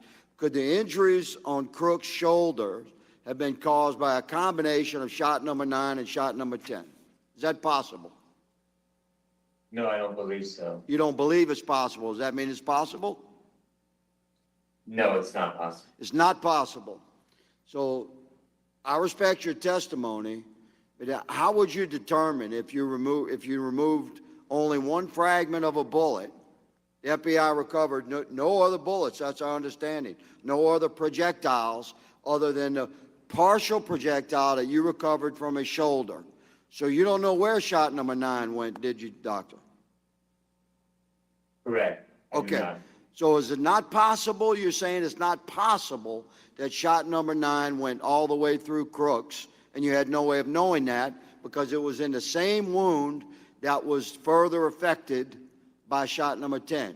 You're saying that's not possible? The body, there was no evidence on the body of that occurrence. There you go, sir. That's different than impossible. Listen, thank you all for testifying today. Mr. Chairman, thank you for holding this first very important hearing. We shall do more, and we shall complete our work professionally. Thank you, sir. I yield. Yes, sir, thank you, and you were correct. We will continue. Now recognize Ranking Member Crow for his comments. Thank you, Mr. Chairman, for calling this really important hearing. I just wanted to take a moment to thank all of the witnesses here today. Your testimony was clear, was concise, was candid, and was very helpful for us in our first phase of the investigation to understand what happened, what didn't happen, what should have happened. You all didn't ask for this, and I know none of you wanted to be in this position, but you have handled yourselves professionally, and for that we thank you. I know you are serving your community, our country. We are proud of that service. We thank you for that service, and this task force will continue with this job of giving answers to the American people that they deserve, and also making sure that this incident, an incident like this, never happens again. So thank you very much, Chairman. Thank you, sir. Look, I want to thank you all for being here. I live with you. We live in the same place. We experienced the same thing that Saturday. I know how deeply wounded you were after that event, because the first time anybody pointed fingers at anybody, it was at local law enforcement. They didn't do their job. You being here today. All right, sounds like this is wrapping. So I guess we'll wrap it at this point. I'll be back at 4:30 for the president's press conference at Trump Tower in New York. It'd be interesting to see if the John Solomon article is the crux of why he's doing this. Just announced, obviously, as he put that truth out about what we've been talking about now for about 2-3 nights. We had John on. So very interesting to see what the president talks about at the press conference. 4:30, probably go live around 4:15 or so. We'll have this press conference. Could be a good one. I would suspect probably some other things he'll throw in there, but I suspect this John Solomon news will be a big part of it, and what Congressman Loudermilk has been uncovering. So we'll see at 4:30. And then we'll see we'll decide then what we're going to do tonight at 8 o'clock. Remember, RFK Jr. and Steve Gruber live on RAV tonight at 8 o'clock in our regular spot. We may be streaming on our socials as well. See if we can get the guys together. But I'll definitely see you at 4:30. So I will see you then. And have a great rest of the day. And I'll see you for President Trump's press conference at 4:30.